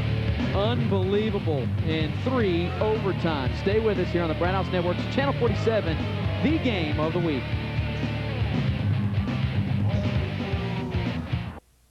It's a final from A. Brown Stadium. 3 overtimes, 43-42. Hillsborough over the Middleton Tigers. Eric Keaton alongside Jimmy Sapp, our player of the game. Jimmy Sapp scored the 2-point conversion to keep us from going to a 4th overtime. Are you guys just dog-tired? No pun intended. To be serious with you, no. All week they run us all week. All week we run condition, and that's what Coach G stressed every day, all through the week. 4 quarters, 4 quarters, 4 quarters, and that's what it turned out. It turned out to be 4 quarters at most. So I ain't awfully that mad at him about all them gouges he make us run at practice, but we had a long dog fight. Especially some of those guys, including myself, was going both ways, and just keep taking us to the sideline. Gas up. We got to go another series. And I got to give my hat off to all those boys on my team and my coaches definitely for keeping faith in us, and Coach G calling that last call, because I know he was a little iffy about it, but Coach G got a lot of guts, and we respect him. We respect him a lot. Jimmy, everybody was bombarding me before we went back on the air with this interview. Did you get in? Watch the fishing show. I watch it all, everything. I enjoy the show. I enjoy it a lot, definitely. He's a walking high school promoter. All right, let's go ahead. Congratulations, Jimmy. Let's bring in Coach Garcia. Coach, I have to ask you the big question. When did you make the decision, say, all right, enough of football, let's go for the two-point conversion? Was it after you scored, or was it on this possession, we're definitely going for it? It was during the possession, Eric, and past my bedtime. You know, I get up before and work out every morning, so it's time for me to go to bed. But what it basically boiled down to is we needed to make a stand, and we needed to put the ball in our offense's hand and say, fellas, if you want to win, then you need to execute this football play. And the play is designed to put the ball in the hands of the most talented players that we have, and it was an option play. And Jared read it correctly, and Jimmy, you know, gosh, he played both ways all night. It's in fabulous shape. And we were fortunate because it was a bang-bang play at the line. I know it was, and we finally got a call down there, so that's a good thing. Let's talk exactly the one pass interference call that's set up, but all night long, both teams trading turnovers, trading crucial penalties. At the beginning of the game, getting down 14-0, anything said, anything that you changed in the defensive scheme? Because Hillsborough seemed to be letting Middleton take advantage of all the momentum. You're absolutely correct, Eric. The first thing we told our players is we got to jump on this team early. They're talented. We can't put wind in their sails, and we turn around and give them, and end up 14-0 down. But what we had also preached is to be patient and to have poise and to be physical for 4 quarters, because we work our butts off. We thought our kids, if it got down to a last minute or an overtime game, we've been preaching that we're going to win this thing, and the guys made me look good. I didn't make them look good. The team came out and did what they had to do, and you know, as it turned out, it was very prophetic because we had been preaching that for the last 4 weeks. But that game could have gone either way. We didn't lose our poise. We did not lose faith that we would come back, and then, you know, the momentum shifted in our favor in the third quarter, something fierce. In the third quarter, if you'd asked me at the end of the third quarter, we would have won the game 42-14, you know, but to their credit, they took it. Hung around. You betcha. They drove 85. So all those kids played their hearts out. And once again, let me say this: Coach Hubbard and his staff, marvelous job, outstanding job. You could tell both teams were rusty, like we'd perhaps been off 2 weeks, getting ready to take another few days off. So let's see. I hope they go 8-1, and you can't win them all until you win the first one. So we got fortunate tonight. All right, Coach. I'm being told by the truck, because of you and because when Hillsborough is the visiting team, we've now implemented the 4-tape rule with Coach Garcia and the Terriers. Every time you're the visiting team, we go into overtime. Congratulations, Coach. Look forward to the next one. Hey, Eric, every time we go into overtime and we lose, you keep running that darn thing on television. So maybe you'll run this and we finally win one in overtime. Thanks, guys. It's a classic. Stay with us. Lamar Thomas is coming back with me. We'll wrap up the overtime here in the whole second half. The Brown House Network's Channel 47 Game of the Week. Stay with us.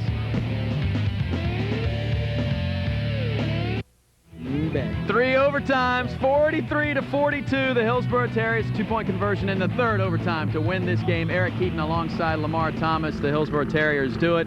You listen to both interviews over the Middleton Tigers. I don't know, the kind of the reception we're getting, or at least some of the guys in attendance down here. You're talking to him. Did he get across the goal line? Regardless of that, we had a great ball game. Oh, Eric, it was a great ball game. The people, if you're watching it now, you just witnessed one of the best ball games. We're probably, hopefully not, but one of the best high school ball games I've seen in a long time. It was a bang play at the end, and way to go out with a bang to start the season. Well, you heard Coach Garcia saying we probably should have pulled away with this game in the second half, especially the start that they had, down 14-7 in the third quarter. It only took them a minute to get back on the board. It was the guy that we talked about in the pregame, IT Antigua, with the interception here of Cedric Harris as he was hit, ran it back the whole way, and extra point tied it up at 14. Well, that was Cedric tried to make a play. Shouldn't have thrown that ball, but IT coming up with the big play. And then the Hillsborough Terriers still in the third quarter, as Faison would sneak in from a 1-yard score. The most exciting play in all of football. Add the extra point. It made it 21-14. But then Middleton came back right on a 4th and goal, right before time expired. Tillman, the tight end, open for the touchdown. A little misdirection play. Like, I think we used to call that play the slip play, where you fake one way and you have the tight end slip under and make a touchdown. Another short yardage run in the first overtime made it 28-21, and then Faison on a 4th down and goal. He gets in, just so calm and cool back there. I thought he was dead meat. Oh yeah, great run here. You know, but Coach Garcia talked about it. That's their leader, and he made an outstanding play right there. That tied it up at 28 in the second overtime. Here he comes. Boom, ba-da-dum, ba-da-dum, ba-da-dum, ba-da-dum, boom. The big Clydesdale, Leslie Stirrups, goes in, makes it 35-28 after the PAT. It's a wonder they didn't smash the football there. But then you had Middleton coming back. You talk about ill-advised pass.